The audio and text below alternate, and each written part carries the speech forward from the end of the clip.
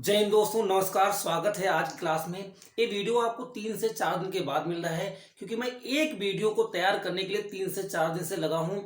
आज एक आप ऐसी ऐतिहासिक वीडियो देखने जा रहे हैं, ऐसा आज तक कभी भी यूट्यूब पर आपने नहीं देखा होगा। मैंने एक वीडियो में पूरा मैथ्स का पेडागोजी में खत्म करने जा रहा हूं और इस बार बिल्कुल नए तरीके से, बिल्कुल फैक्चुअल बेस पर आपको हम पढ़ाने और सिखाने का प्रयास करेंगे।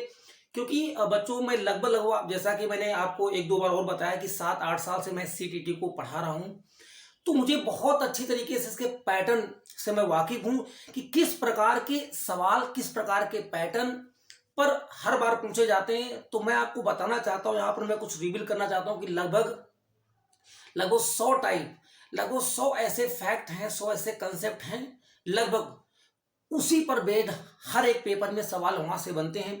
तो आज उन सारे फैक्ट्स को मैंने कलेक्ट किया है। मैंने एनसीएफ पढ़ा है, मैंने एनसीईआरटी की सारी बुक्स पढ़ी हैं, मैंने सारे के सारे 40 प्रीवियस पेपर जो हैं उनका सारा का सारा निचोड़ मैंने निकाला है।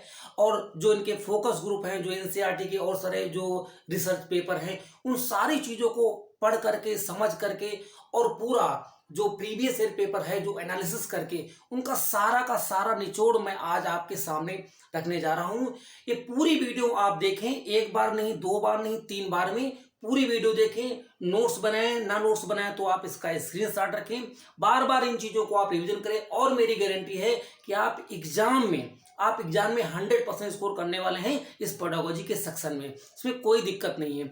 मैंने हर एक छोटी चीज, हर एक बड़ी चीज, हर एक कंसेप्ट पर जो सवाल पूछे गए हैं, जितने सारे नियम हैं, चाहे वो वैन हिले हो, चाहे वो पोलिया साहब हो, चाहे वो न्यूमैन हो, चाहे ईएलपीएस थ्योरी हो, किसी भी प्रकार के सवाल को, चाहे वो थिंकिंग इन मैथमेटिक्स हो, चाहे वो निदानात्मक हो, उपचारात्मक हो, हर प्रकार के सवाल, हर प्रकार के, चाहे वो क्लोज एंडेड हो, चाहे ओपन एंडेड हो, हर प्रकार के सवाल मैंने इस वीडियो को मैं कवर करने की कोशिश की। तो आइए दोस्तों, बात नहीं करेंगे, यहाँ पर काम स्टार्ट करते हैं क्योंकि बहुत सारा चीज सीखना है आज हमें और समझना है। ये लास्ट वीडियो होगी आपके लाइफ की। इसके बाद आपको दोबारा से कभी मैथ्स की पेडागोजी की देखने की जरूरत नहीं पड़ेगी।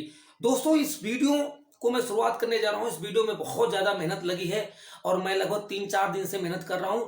अगर ये वीडियो आपको अच्छी लगती है और 100% मेरा विश्वास है कि आपको ये वीडियो अच्छी भी लगेगी और आपको फायदा भी 100% पहुंचाने वाली है, तो इस वीडियो को लाइक करिएगा और कमेंट जरूर करिए। एक कमेंट आपका मेरे लिए बहुत ही मूल्यवान है, कमेंट जरूर करेंगे।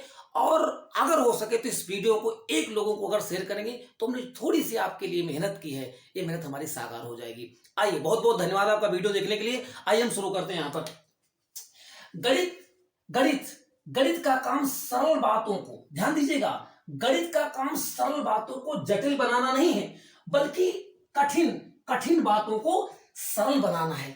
दोस्तों लोग क्या सोचते हैं कि गणित आ गई ना तो गणित ने जीवन को कठिन बना दिया। लेकिन दोस्तों नहीं, गणित आई थी लोगों की जिंदगी में, लोगों की समस्याओं का समाधान करने। लेकिन लोगों ने क्या किया? लोगों ने गणित के साथ क्या किया? लोग स्वयं में जान बैठे, स्वयं में मान बैठे कि गणित क्या है, हमारे लिए एक समस्या है। बताओ, गणित आई थी आपकी समस्याओं का समाधान करने, लेकिन लोगों के लिए गणित एक समस्या बन गई। तो गणित क्या कह रही है? गणित की बात सुनेंगे। गणित का काम सरल बातों को कठिन बनाना नहीं है, बल्कि कठिन बातों को क्या है, सरल बनाना है। गणित दैनिक जीवन के कैलकुलेशन को, दैनिक जीवन की समस्याओं को, कठिन समस्याओं को सरल बनाती है। दोस्तों आइए शुरू करते हैं। दोस्तों, पूरा ब्रह्मांड गणित से घनिष्ठ संबंध रखता है। कहते ना, जहां जाइएगा मुझे पाइएगा, है ना? जहां जाइएगा, कोई भी इस जमीन का, इस ब्रह्मांड का कोई भी ऐसा कतरा नहीं, गणित जहां पर समाई हुई नहीं है। इसीलिए बच्चों, पूरा ब्रह्मांड गणित से क्या है, घनिष्ठ रूप से संबंधित है। इसलिए बच्चे को गणित का ज्ञान देना बहुत जरूरी है, क्योंकि गणित के ज्ञान के द्वारा ही बच्चे के मन और मस्तिष्क में तर्क करने की क्षमता क्या होती है, तर्क करने की क्षमता डेवलप होती है। ध्यान दीजिएगा बच्चों, जिस प्रकार से हम अपने शरीर को स्वस्थ रखने के लिए व्यायाम करते हैं, उसी प्रकार से मन और मस्तिष्क को शक्तिशाली बनाने के लिए, तर्कशील बनाने के लिए हमें गणित पढ़ना बहुत जरूरी है। इसीलिए बच्चे को प्रेम पूर्वक, स्नेह पूर्वक और अर्थपूर्ण गणित कैसे सिखाएं, इसलिए एक ऐसा शिक्षक होना चाहिए जिसे शिक्षण कला आनी चाहिए। How to teach mathematics effectively, यानी प्रभावपूर्ण तरीके से गणित बच्चों को कैसे पढ़ाए ताकि बच्चों का गणित जो है फेवरेट विषय बन जाए और वो रुचि लेने लगे, इंटरेस्ट लेने लगे। तो इसीलिए बच्चों कि आप कला यहाँ सीख रहे हैं ताकि जब आप टीचर बने तो ऐसे ही बच्चों को आप पढ़ाएं और सिखाएं।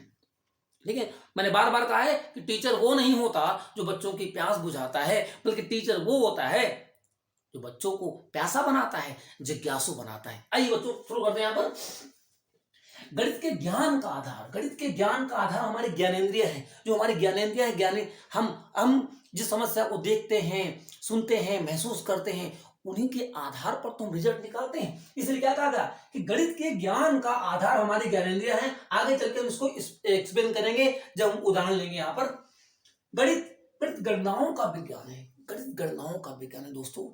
गणित में किसी भी प्रकार की गणना हो, कैलकुलेशन जो हम करते हैं तो गणित के माध्यम से करते हैं दोस्तों। गणित क्या है? तार्किक विचारों का विज्ञान है। आप जानते हैं कि तर्क, गणित क्या है? तार्किक विचारों का दोस्तों क्या है? विज्ञान है। आइए बढ़ते हैं। गणित अमूर्त विचारों का विज्ञान है दोस्तों, इसलिए तो गणित कठिन है ना। गणित क्या है? कठिन है। गणित अमूर्त विचारों का विज्ञान है दोस्तों। जब आप साइंस पढ़ते हैं, मान लो अभी आप लोग ईबीएस पढ़ रहे हैं, सीडीपी पढ़ रहे हैं, तो आप ईबीएस पढ़ रहे होते हैं ना, तो मान लो ईबीएस में आपसे पूछा गया कि जो मछली हैं, इन मछलियों को तेल में, जो ये सरसों का तेल होता है, सरसों के तेल में तल करके कहाँ खाया जाता है, तो आप तुरंत समझ जाएंगे कि ये कश्मीर की बात है।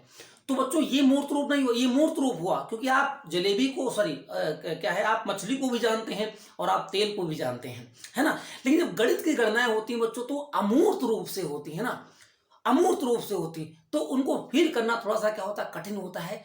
और ये जो गणित की कठिनाई की प्रवृत्ति है उसका सबसे बड़ा रीजन ये है क्या कि गणित अमूर्त विचारों का विज्ञान है। गणित की प्रकृति संचयी होती है। संचयी का मतलब दोस्तों क्या है, ध्यान दीजिएगा। अगर आपको मान लो मैंने कहा कि 25 में 5 से डिवाइड करना है, तो बच्चों भाग देने के पहले आपको जोड़ना भी आना चाहिए, आपको घटाना भी आना चाहिए और आपको गुणा भी आना चाहिए।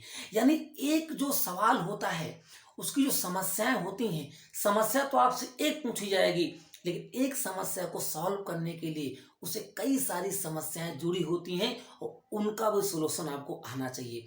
इसलिए क्या कहते हैं कि गणित की जो प्रकृति होती है वो संचयी होती है। यानी एक समस्या के पीछे बहुत सारी समस्याएं आपको पता होनी चाहिए और उनका तरीका पता होना चाहिए। जैसे भाग देने से पहले आपको जोड़ना आना चाहिए, आपको घटाना आना चाहिए और आपको गुणा आना चाहिए।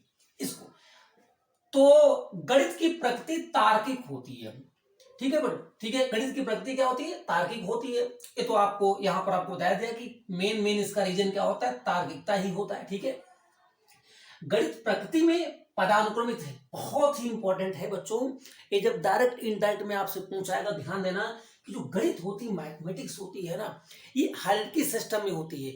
ये एक क्रम के रूप में इस प्रकृति में, इस नेचर में क्या है, विद्यमान है। जैसे जैसे आप जानते हैं, जैसे 1 आया, फिर 2 आया, फिर 3 आया, ऐसे ऐसे कोई थ्योरम होता है, वो स्टेप बाय स्टेप बढ़ती जाती है। तो गणित के जो भी नियम हैं, जो भी कानून हैं, इस धरा में, इस पृथ्वी में, इस ब्रह्मांड में क्या है, पदानुक्रमित है, लेकिन सिस्टमैटिक तरीके से वो जुड़े हुए और बंधे हुए हैं, है ना। जैसे जैसे इंसान मेहनत करता जाता है, उन चीजों को खोजता जाता है और उसमें वो आगे प्रगति करता जाता है। ठीक है, आइए आगे शुरू करते हैं।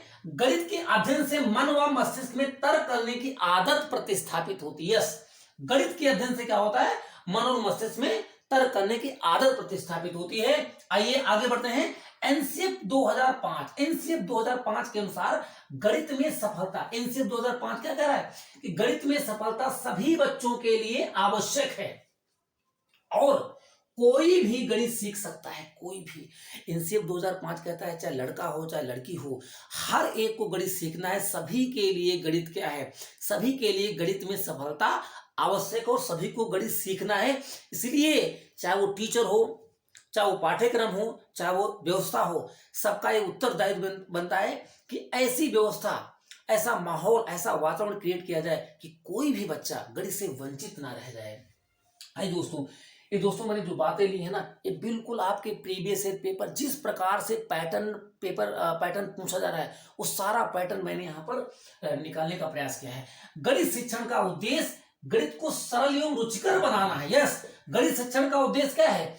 ये आपको पेडागोजी में क्यों पढ़ा रहा हूं? क्योंकि आप अपने बच्चों को सरल तरीके से, रुचिपूर्ण तरीके से गणित पढ़ाएं, ताकि प्रत्येक बच्चा गणित सीख सके, किसी बच्चे को गणित में भय ना हो, कोई बच्चा गणित पढ़ने से वंचित ना रह जाए। आइए, गणित की भाषा स्वतंत्र एवं सार्वभौमिक है। दोस्तों, गणित के अध्ययन करने के लिए किसी दूसरी भाषा की जरूरत नहीं है आपको।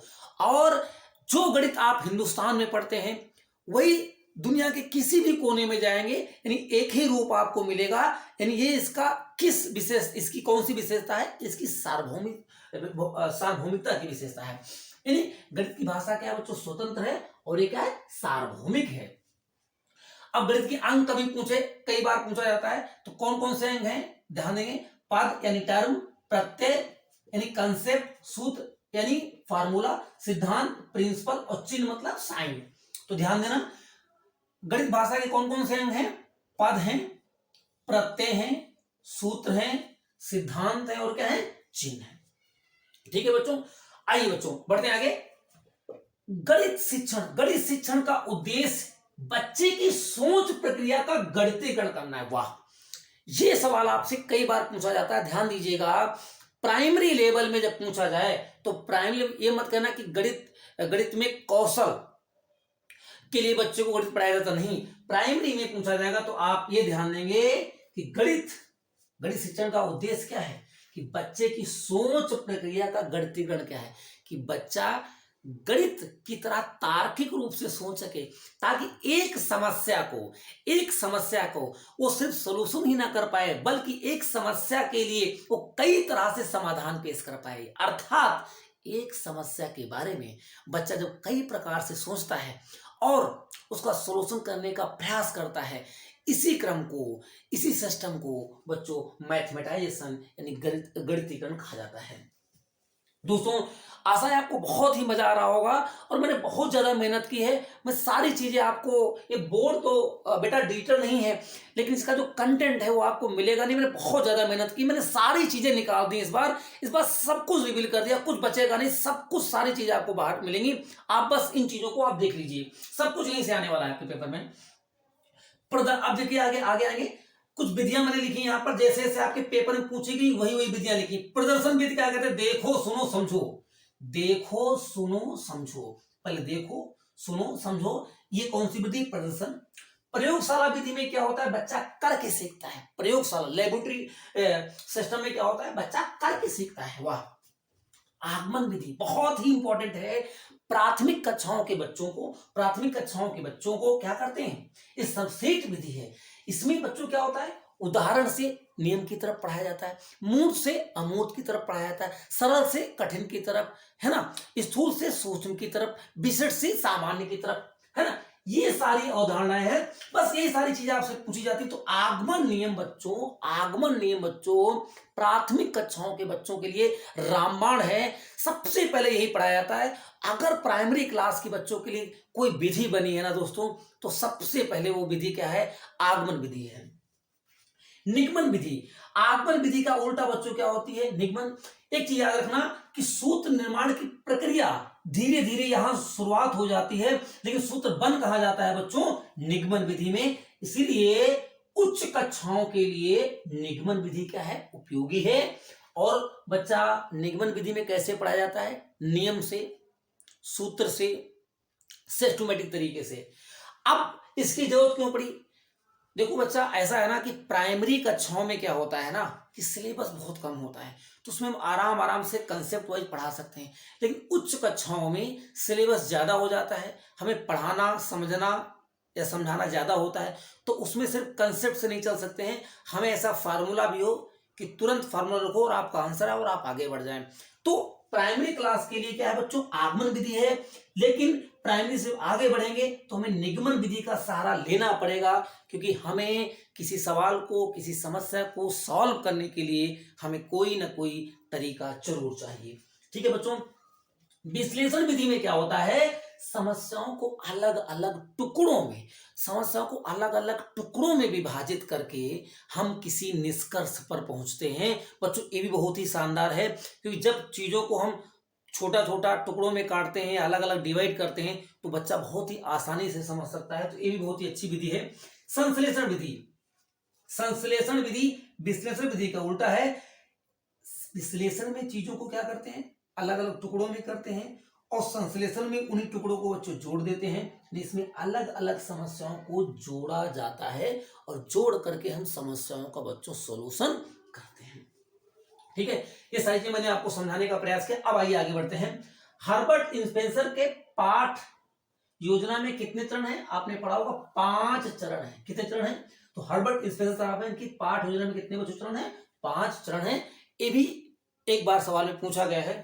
तो बच्चों यहां तक हो गया है। अब हम बढ़ते हैं आगे, और आगे हम आपको सिखाने जा रहे हैं कि जितने प्रकार के बोर्ड होते हैं, जितने प्रकार के शिक्षण सामग्री होती हैं, चाहे वो डीन्स ब्लॉक हो, चाहे वो जियो बोर्ड हो, चाहे वो टैनग्राम हो, चाहे वो ग्राफ पेपर हो, ये सारी, चाहे वो टेलर का गिनतारा हो, ये हमें बच्चों को बहुत परेशान करती हैं। कौन सी चीज कहाँ यूज करनी है, आइए बारी बारी से आपको बहुत ही विधिवत तरीके से बता रहे हैं। और बस आप एक एक दो दो लाइन आप समझिए, पढ़िए, और आपका क्वेश्चन बिल्कुल बिल्कुल बिल्कुल रटे की तरह हो जाएगा, कि जैसे आएगा बस आपको टिक करना है। बस एक बार पढ़िए और एक बार टिक करिए।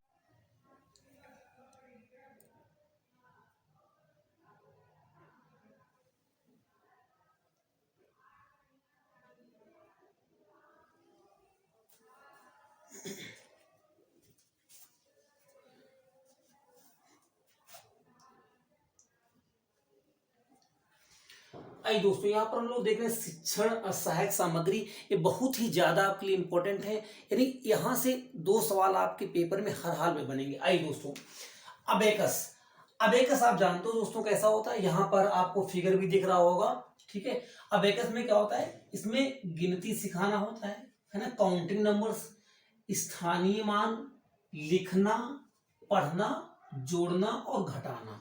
दोस्तों आप जानते हैं, जैसे अगर मैं यहां पर बनाना चाहूं आपके लिए, तो आप जानते हो इस तरीके से रॉड होता है, और इसमें ये आपका क्या है,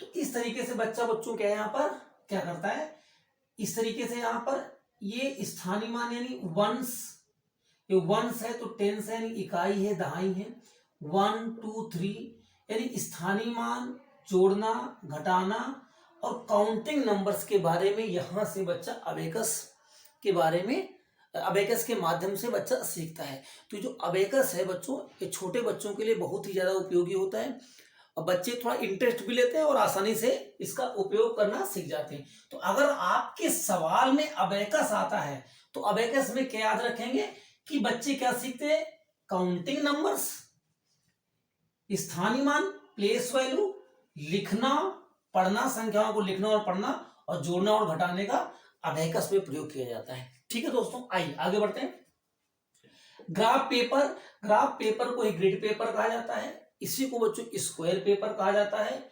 और ये कैसा होता है, बचपन में आपने, जब आप सबसे पहली बार प्राइमरी क्लास में जब आपने गणित पढ़ना शुरू किया था, तो आपको एक कॉपी मिली थी, जिसको हम लोग हिंदी में 4 खाने वाली कॉपी कहते थे, है ना। तो उसी को बच्चों ग्राफ पेपर कहा जाता है ना। तो उसमें क्या होता है, उसमें इस तरीके से जो कॉपी होती है ना, इस तरीके से बच्चों, इस तरीके से, तो उसमें दशमलव वाली संख्याओं को लिखना बहुत आसान होता है, क्योंकि अगर मैंने यहां लिखा 5.3 और यहां लिखा है 4.2, तो पॉइंट के सामने पॉइंट, तो बच्चों को लिखना थोड़ा सा आसान रहता है। तो अगर कभी कोई पूछे आपसे कि दशमलव संख्याओं को कहां लिखा जाता है, तो क्या बताएंगे, ग्राफ पेपर, इसका दूसरा नाम है ग्रिड पेपर, या इसी का नाम है स्क्वायर पेपर। ठीक है, आइए सबसे इंपॉर्टेंट है, ये 2 से 3 बार सवाल पूछा गया है, ये ग्राफ पेपर से ही रिलेटेड है। क्या बच्चों, 2D आकृतियों के क्षेत्रफल की तुलना करने में भी ग्राफ पेपर का प्रयोग किया जाता है, ग्राफ पेपर का प्रयोग किया जाता है। अब ये कैसे होता है, ये कैसे होता है, ध्यान दीजिएगा। जैसे कि जैसे कि यहां पर देखे ना, जैसे यहां पर ये है बच्चों, ये एक स्क्वायर पेपर है, ये ऐसा ऐसा होता है इसमें। ठीक है दोस्तों, तो इसमें क्या होता है कि जैसे मान लो आपने यहां पर, मैं यहां से मार्कर चेंज कर रहा हूं, यहां पर देखेंगे, जैसे मान लो यहां पर आपने बनाया बच्चों क्या, 2D फिगर एक बनाया, एक रेक्टेंगल आयत बना दिया। ठीक है, तो बच्चा आयत में गिन सकता है कि 1 2 3 4 5 6 यूनिट है, यानी 6 स्क्वायर है। अब इसी में आप अगर कुछ और बनाना चाहें, जैसे मान लो आप इसमें बनाना चाह रहे हैं चतुर्भुज, या आप ट्रायंगल बनाना चाह रहे हैं, मान लो मैं ऐसे ट्रायंगल बना दूं यहां से ऐसे, ये तो अब बच्चा यहां पर गिन लेगा कि यहां पर 1 और ये आधा है, इधर आधा मान लो, तो आधा आधा कितना हो गया, 1 और ये आधा, यानी यहां पर लगभग लगभग 2 से 2.5 है। तो ये जो ट्रायंगल है, ट्रायंगल में कम स्क्वायर आ रहे हैं, इसलिए ट्रायंगल का एरिया इसके एरिया से क्या होगा, कम होगा। तो आप ध्यान दीजिएगा, ग्राफ पेपर और ग्रिड पेपर या स्क्वायर पेपर, इसके बच्चों 3 नाम है। पहला काम है दशमलव संख्याओं का निरूपण करना, दूसरा काम है 2D आकृतियों के क्षेत्रफलों की तुलना करना। ठीक है दोस्तों, आइए आगे बढ़ते हैं। ये बहुत ही इंपॉर्टेंट है, ये सिर्फ पिछली बार के पेपर में पूछा गया, क्विजिनियर रॉड्स क्या होती है। तो बच्चों क्विजिनियर रॉड्स के माध्यम से हम बच्चों को भिन्नों का कंसेप्ट सिखाते हैं, यानी फ्रैक्शन सिखाते हैं। तो क्विजिनियर का रिलेशन किससे है, फ्रैक्शन से। और दूसरा ध्यान देना, दूसरा मैं निकाल के लाया हूं आपके लिए कि जो पेपर के कट होते हैं, पेपर के टुकड़े होते हैं, है ना, पेपर को जो मोड़ करके फोल्ड करके बनाया जाता है, तो ये भी कई बार पेपर में आया है कि बच्चों को पेपर फोल्डिंग के द्वारा, पेपर कटिंग के द्वारा हम फ्रैक्शन को सिखाते हैं, है ना। तो क्विजिनियर रॉड्स और पेपर के कट या पेपर के टुकड़े, है ना, सिर्फ फ्रैक्शन सिखाई जाती हैं। आगे दोस्तों बहुत ही इंपॉर्टेंट अगली चीज है, यहां पर मैं डिस्प्ले भी कर रहा हूं, आप वहां पर देख लीजिएगा, जियो बोर्ड, जा से जियो बोर्ड, जा से जियो बोर्ड। जियो बोर्ड क्या करता है, ध्यान देना, यहां पर 2 चीजें हैं। जियो बोर्ड क्या करता है, जियो बोर्ड के द्वारा 2D आकृतियों की रचना की जाती है एवं उनकी विशेषता बताई जाती है। ध्यान देना भाई, बहुत ही ज्यादा इंपॉर्टेंट है। जियो बोर्ड, जियो बोर्ड यहां पर डिस्प्ले हो रहा होगा, आप देखेंगे जियो बोर्ड कैसा होता है, ये ऐसा होता है, यहां पर डिस्प्ले भी हो रहा होगा, एक लकड़ी का बना होता है और इस पे जो कीले होते हैं उभरे होते हैं बच्चों, इस तरीके से। अब इसमें रबड़ बैंड के द्वारा या किसी थ्रेड के द्वारा इस तरीके से बांधा जाता है इसमें, तो बच्चा पता कर लेता है कि 1 2 3 यूनिट इधर गए हैं, 1 2 3 यूनिट इधर गए हैं, 1 2 यूनिट इधर है, 1 2 इधर है, तो 1 2 3 इधर है, 1 2 3 इधर है।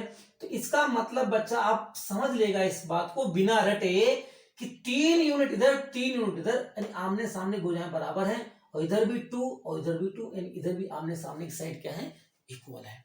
ठीक है बच्चों, तो जियो बोर्ड ध्यान रखना, जा से जियो बोर्ड, टिप बता रहा हूं, जा से जियो बोर्ड और जा से ज्यामितीय आकृतियां, है ना, 2D ज्यामितीय आकृतियां, 2D ज्यामितीय आकृतियों की रचना करना एवं उनकी विशेषता बतलाने के लिए जियो बोर्ड का प्रयोग किया जाता है। आइए, जियोजेब्रा दोस्तों, यह एक गतिशील सॉफ्टवेयर है। अगर आपसे कोई सॉफ्टवेयर पूछे तो 2 ही प्रकार के आपके सॉफ्टवेयर हैं, एक है जियोजेब्रा और एक है सिमुलेशन, वो भी आगे मैं पढ़ाऊंगा। तो पहले आप इसको देखें, जियोजेब्रा क्या करता है, ये एक गतिशील सॉफ्टवेयर है जिसके द्वारा ज्यामिति, बीजगणित, सांख्यिकी को सिखाया जाता है। कंफ्यूज मत होना, जियो बोर्ड जियो बोर्ड, जियो बोर्ड क्या है, ये कोई सॉफ्टवेयर नहीं है, ये एक लकड़ी का क्या है, एक लकड़ी की आकृति होती है जिसके ऊपर कीले उभरे होते हैं। लेकिन जो जियोजेब्रा होता है ये एक गतिशील सॉफ्टवेयर है, इन सॉफ्टवेयर के द्वारा हम, जिसके द्वारा ज्यामिति, बीजगणित और सांख्यिकी को हम बच्चों सिखाते हैं।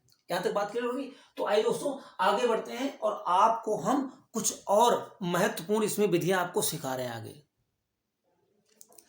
आइए दोस्तों, कुछ बहुत ही शानदार क्या कहते हैं विधियां आपके सामने हैं, यानी सामग्री आपके सामने, जिसके माध्यम से हम बच्चे को गणित को पढ़ाते और सिखाते हैं। यहाँ देखेंगे बहुत ही ज्यादा इंपॉर्टेंट है, इस बार कई पेपरों में, कई सेटों में पूछा गया है, सिमुलेशन सॉफ्टवेयर। ध्यान दीजिएगा, सिमुलेशन सॉफ्टवेयर एक ही परिमाप वाले विभिन्न आकारों को सिखाना या गणितीय सूत्रों का एक सेट है जिसमें मॉडलिंग की प्रक्रिया के द्वारा सिखाया जाता है।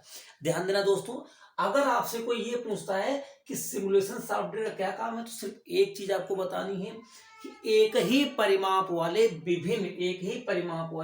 विभिन्न आकारों को सिखाना या गणितीय सूत्रों का एक सेट है ना, और इसमें मॉडलिंग की प्रक्रिया के द्वारा एक ही परिमाप वाले विभिन्न आकारों को सिखाया जाता है। तो सिर्फ एक चीज याद रखेंगे कि सिमुलेशन सॉफ्टवेयर का मतलब है एक ही परिमाप वाले आकारों को आपको पढ़ाना है। ठीक है, फिर आगे देखेंगे टैन ग्राम। टैन ग्राम क्या है, ध्यान दीजिएगा, टैन ग्राम एक चीनी पहेली है ना, चीनी पहेली है। इसमें 5 या 7 आकृतियां होती हैं, ठीक है।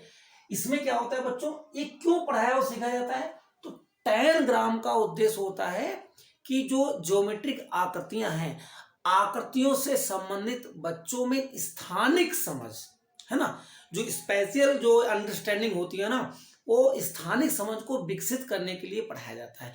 जैसे हम कोई चीज बच्चों को पढ़ा और समझा रहे हैं तो उसकी इमेज बच्चों के मन और मस्तिष्क में बननी चाहिए कि ताकि अगली बार जब से वो चीजें पढ़े या सीखें तो तुरंत वो चीज उसको रिकॉल कर पाए। तो आप समझिएगा टैन ग्राम यहाँ पर आपको दिख रहा होगा।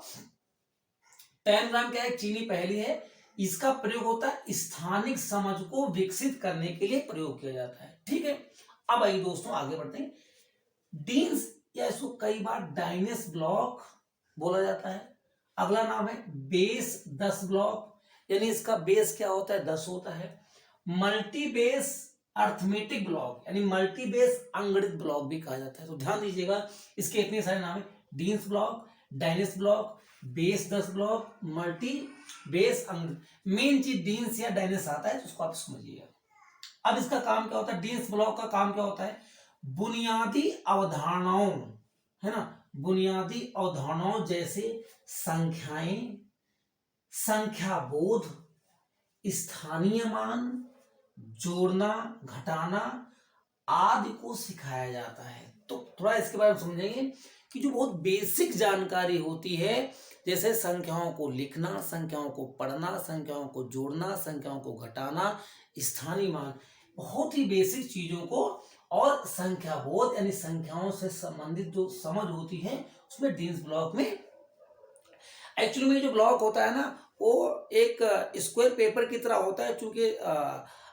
अलग अलग एक ठोस आकार में होता है, तो बच्चे उसमें एक एक्टिविटी के द्वारा सीख लेते हैं बहुत आसानी से। रूब्रिक क्या होता है, ध्यान देना, यह एक मूल्यांकन उपकरण है। तो अगर पूछे रूब्रिक के बारे में तो आप बस इतना बताएंगे कि इसको जरा मूल्यांकन किया जाता है, एक मूल्यांकन का उपकरण है।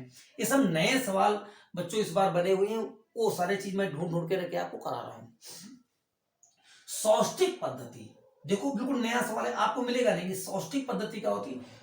अगर पूछे कोणों की माप व अवधारणा को समझाने के लिए, कोणों की माप व अवधारणा को समझाने के लिए सौष्टिक पद्धति का प्रयोग किया जाता है। ठीक है बच्चों, आइए हम लोग आगे बढ़ते हैं और आगे आपको सिखाते हैं कुछ और नई चीज। आइए दोस्तों, तो आगे देखते हैं महत्वपूर्ण, सुसंगत और महत्वाकांक्षी। दोस्तों ये 3 शब्द हैं, ये एनसीएफ 2005 में गणित के सेक्शन में दिए गए हैं।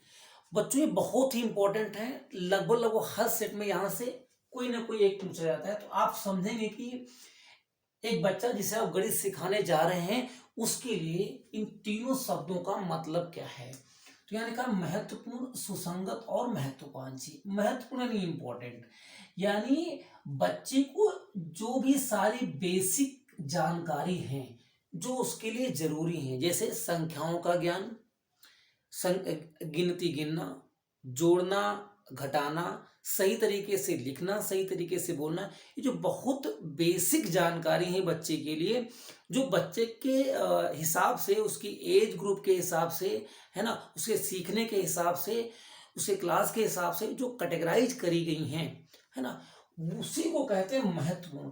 तो क्या कहा जाता है कि बच्चा महत्वपूर्ण गणित सीखे, इसका मतलब ये होता है कि बच्चा अपने लेवल की गणित सीखे, यानी जिस एज पे, जिस स्टेज पे बच्चे को गणित की जरूरत है, वहां पर उसे गणित वो चीज सिखाई जाए। ठीक है। अब अब आपने देखा होगा कि जैसे बच्चे के अंदर गणित में भय है, तो कहीं ना कहीं जो उसकी नींव है वो कमजोर हुई। तो नींव कमजोर क्यों होती है कि जब उसे जो चीज बेसिक पहले पढ़ाई जानी चाहिए थी, वहां पर वो चीज उसे नहीं पढ़ाई गई, तो धीरे धीरे वो बोझ बच्चों बढ़ता गया, है ना। तो ये समस्या है। तो महत्वपूर्ण मतलब होता है वो सारी बेसिक जानकारियां बच्चों को दी जाए जो बच्चे के लिए जरूरी है ना।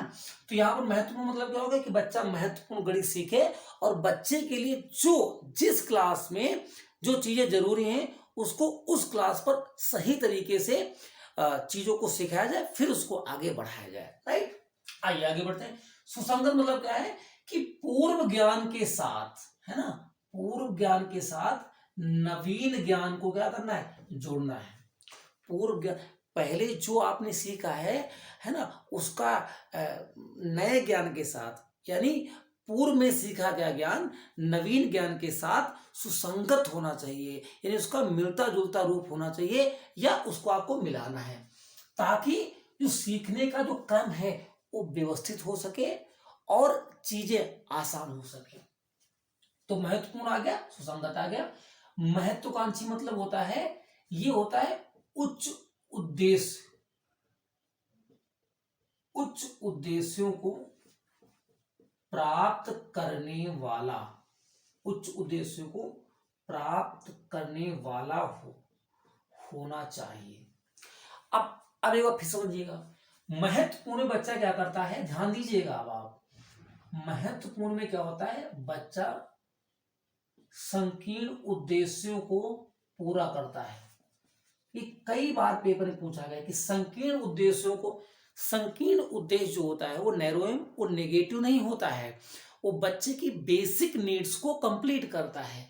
लेकिन क्या सिर्फ हम बेसिक चीजों को पढ़ा करके बच्चे को हम गणित में महारत हासिल करा सकते नहीं, है ना। बेसिक के साथ साथ हमें आगे बच्चे के अंदर ये महत्वाकांक्षा लानी पड़ेगी कि बच्चे आपको आगे भी गणित पढ़ना है, आगे भी नए नए कीर्तिमान आपको गणित में बनाना है, ताकि बच्चा आगे जा करके वो 10th में, 10+2 में, और फिर आगे गणित में अच्छा कर सके। ठीक है दोस्तों, तो ये बात आप समझ गए होंगे। तो महत्वपूर्ण, सुसंगत और महत्वाकांक्षी, इसका मतलब यहाँ पर संकीर्ण उद्देश्य है, और यहाँ पर होना चाहिए उच्च उद्देश्यों को प्राप्त करने वाला होना चाहिए। ठीक, ये उच्च उद्देश्य यहाँ पर नेगेटिव नहीं है, ध्यान दीजिएगा। अब आइए आगे पढ़ेंगे। गणित विज्ञान की व्यवहारिक शाखा है जिसका प्रयोग वास्तविक जीवन में किया जाता है दोस्तों, वास्तविक जीवन में किया जाता है। बिल्कुल। तो गणित का हम व्यवहारिक रूप में प्रयोग करते हैं, हम अपने दैनिक जीवन की विभिन्न प्रकार की समस्याओं का समाधान करते हैं, और आप जानते हैं हमें इसीलिए बच्चे को गणित सिखाना है, ताकि वो अपनी दैनिक जीवन की समस्याओं का समाधान कर सके, और उसको जब वो उच्च उद्देश्यों की प्राप्त की तरफ बढ़ेगा तो उससे वो रोजगार और अन्य प्रकार के संसाधनों को भी जुटा सकेगा। गणित के सूत्र एवं सिद्धांत सार्वभौमिक होते हैं जिनकी कहीं भी जांच की जा सकती है।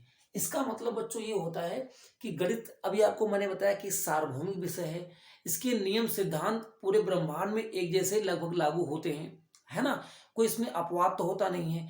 तो कोई भी सवाल अगर 5+3 = 8 हो रहा है, तो ये भैया धरती पर भी होगा, समंदर में भी होगा, और हिमालय के ऊपर भी होगा। मेरी बात समझ रहे ना।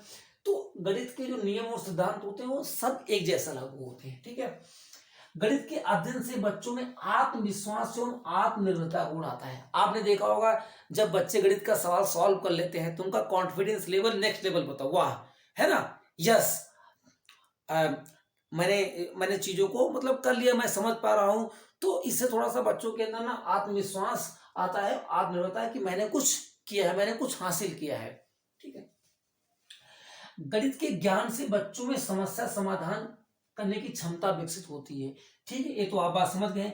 अब दो परिभाषा समझेंगे। इसका अप्रत्यक्ष रूप से आपके पेपर में डायरेक्ट तो नहीं, इनडायरेक्ट तो नहीं, लेकिन डायरेक्ट तो नहीं, इनडायरेक्ट रूप में आपसे पूछा जाता है। कैसे? गणित अपना रहस्य केवल उन लोगों के सामने उजागर करती है जो इसको विशुद्ध स्नेह है, यानी आप समझ रहे हैं ना विशुद्ध स्नेह का मतलब क्या होता है ना, इसे कहते हैं तन मन धन से चाहना एवं इसकी सुंदरता के साथ इसे अपनाते हैं, है ना। जो लोग भाई गणित गणित किसको आती है, जो लोग गणित से अपार स्नेह करते हैं और जैसे है वैसे स्वीकार करते हैं, ये नहीं कहते कठिन है सरल है, उसे समझने सीखने का प्रयास करते हैं, तो ये आगे जी ने कहा है। और आपका बच्चा जिसे आप पढ़ाने जा रहे हैं उसके अंदर भी फीलिंग है, इसीलिए आप एक शिक्षण शास्त्र पढ़ रहे हैं कि हमें बच्चों को इस तरीके से पढ़ाना और सिखाना है ताकि बच्चा गणित में नए कीर्तिमान बना सके और उसके अंदर डर भय जैसी आशंकाएं नहीं होनी चाहिए। प्लेटो ने क्या कहा था, गणित सुसुप्त आत्मा में चेतना या नवीन जागत उत्पन्न करने का कौशल है ना, कि जब इंसान गणित पढ़ लेता है तो एक एक्टिवेट मोड में आ जाता है। वैसे तो मैं ये मानता हूं कि जो लोग गणित पढ़ते हैं गणित का नाम सुन के वो तो एक्टिवेट हो ही जाते हैं, जो नहीं पढ़ते वो भी एक्टिवेट हो जाते हैं, वो डर के एक्टिवेट हो जाते हैं। तो ये बात तो बिल्कुल इनकी सही है, ये बात तो इनकी बिल्कुल सही है, लेकिन आपको अपने बच्चों को डरा करके नहीं एक्टिवेट करना है, बल्कि उसको मतलब गणित का नाम जब आए तो वो बिल्कुल एक्टिवेट हो जाए और वो पॉजिटिव वे में एक्टिवेट हो जाए, ठीक है, कि हाँ कुछ करना है कुछ सीखना है। आइए दोस्तों आगे सीखते हैं। दो बहुत ही ज्यादा इंपॉर्टेंट चीजें यहाँ पर, निदानात्मक और उपचारात्मक शिक्षण। तो निदानात्मक शिक्षण में क्या होता है, इसमें हम बच्चे की कमियों का पता करते हैं। जैसे बच्चा सवाल लग रहा है तो किस प्रकार से वो गलती कर रहा है, वो क्या उसको सवाल समझ में आ रहा है, अगर सवाल समझ में आ गया है तो सवाल को सॉल्व करते समय वो किस स्टेप में गलती कर रहा है, कहां पर गलतियां हैं। तो यहां पर हम निदानात्मक शिक्षण में क्या करते हैं, हम त्रुटियों को पहचानते हैं, गलती को पहचानते हैं, इन डायग्नोसिस करते हैं कि जिस प्रकार से जब हम बीमार होते हैं तो डॉक्टर के पास जाते हैं। अब ये नहीं कि जैसे मैं गया डॉक्टर ने तुरंत इंजेक्शन लगा दिया, नहीं, पहले वो क्या करता है डायग्नोसिस करता है कि भाई आपको फीवर आ रहा है, कितने दिन से फीवर आ रहा है, सर 4 दिन से आ रहा है, अरे 4 दिन से आ रहा है तो जल्दी से डेंगू की जांच कराइए या मलेरिया की जांच जो भी है, आप पहले जांच कराइए, है ना, टेस्ट कराइए, टेस्ट कराने के बाद जब वो रिपोर्ट देखता है तब वो आपको दवा देता है। इसी प्रकार से आप बच्चों की सबसे पहले, अगर बच्चों को गणित सीखने में समस्या आ रही है तो सबसे पहले आप क्या करेंगे, पहले डायग्नोसिस करेंगे कि बच्चे में बीमारी किस प्रकार की है ना। ऐसा तो नहीं बीमारी बहुत लंबी है ना, पता लगा उसका कोई संकीर्ण उद्देश्य पूरा ही ना हुआ हो तो आपको ट्रीटमेंट करना पड़ेगा अच्छी तरीके से, है ना भाई। तो निदानात्मक शिक्षण मतलब क्या होता है, निदानात्मक शिक्षण मतलब क्या होता है कि त्रुटि का मतलब क्या कहते हैं, बीमारी का, यानी समस्या का क्या करना, यानी जो कमजोरी है उसका पता लगाना कि बच्चे में समस्या कहाँ है, बच्चे में कमजोरी क्या है, सीखने में क्या समस्या है। तो हमने निदान डायग्नोसिस कर लिया। जैसे कि आपने देखा होगा, जैसे कई बार बच्चे ऐसे लिखते हैं 2/3 प्लस 4/5, तो बच्चा खतरनाक रूप से जोड़ता है, 3 + 5 कितना 8 और 2 + 4 कितना 6/8 लिखता है बच्चा। क्या मैं आपसे पूछूंगा बच्चों को जोड़ना आ रहा है कि नहीं आ रहा है, क्या बच्चों को एडिशन आ रहा है, यस, बहुत ही लाजवाब तरीके से जोड़ना आ रहा है, लेकिन लेकिन फ्रैक्शन का एडिशन नहीं आ रहा है। क्योंकि फ्रैक्शन के एडिशन में क्या होता है कि पहले एलसीएम लिया जाता है। तो अगर आपका बच्चा अंश का अंश में जोड़ता है और हर का हर में जोड़ रहा है तो अब आपने डायग्नोसिस की, आपने निदान किया, क्या किया कि बच्चों ने यहां पर गलती क्या की, बच्चे ने यहां पर एलसीएम नहीं लिया है, यानी कि किसका एलसीएम, हरों का, यानी डिनोमिनेटर का एलसीएम लेना चाहिए था, तब जोड़ना चाहिए था। तो ये बात क्या होगी, गलत। अब आपको पता हो गया कि बच्चे ने क्या गलती की। अब आप जब भी बच्चों को भिन्न द्वारा से पढ़ाएंगे या पढ़ाने से पहले फिर आपको क्या करना है, ये चीज समझाने की बच्चों ऐसे नहीं आपको करना है, आपको पहले क्या करना है, आपको पहले क्या करना है, एलसीएम लेना है। एक बहुत और बड़ी गलती है, जैसे बच्चा ऐसे लिखता है, ध्यान दीजिएगा, एक डायरेक्ट आपके पेपर में सवाल आए हैं, जैसे बच्चे को ऐसे जोड़ना है तो 5 4 9 जोड़ देगा, 8 7 कितना 15 जोड़ देगा और 3 2 5 खतरनाक रूप से, यानी इधर तो किया 8 और 7 8 7 15 के पूरा 15 15 लिख देता है। अब आपसे पूछा जाएगा किस प्रकार की बच्चे की समस्या है, गलती कहाँ कर रहा है, तो इसको बच्चों बोलते हैं रीग्रुपिंग यानी पुनर्समूहीकरण। यानी बच्चा यहाँ पर कैरी नहीं ले पा रहा है, यानी है ना 8 7 15 15 के 5 आगे कैरी लिखना चाहिए था ना, 3 2 5 1 6 लिखना चाहिए था, तो ये गलत हो गया। तो कौन सी गलती है, रीग्रुपिंग की, पुनर्समूहीकरण की गलती है यहाँ पर। क्लियर होगी बात। तो अब जब निदान में हमें पता हो जाता है कि समस्या क्या है, तो इसका उपचार हम करते हैं। यहां कैसा उपचार करेंगे कि बच्चे को एलसीएम लेना सिखाएंगे, यहां बच्चों को सही सही लिखना और सही सही हम आपको कैरी यानी हासिल लेना सिखाएंगे। यहां पर बात समझ में आ गया ना कि आगे यहां पर ये हो गया। चलिए ये बात समझ में आ गई बच्चों।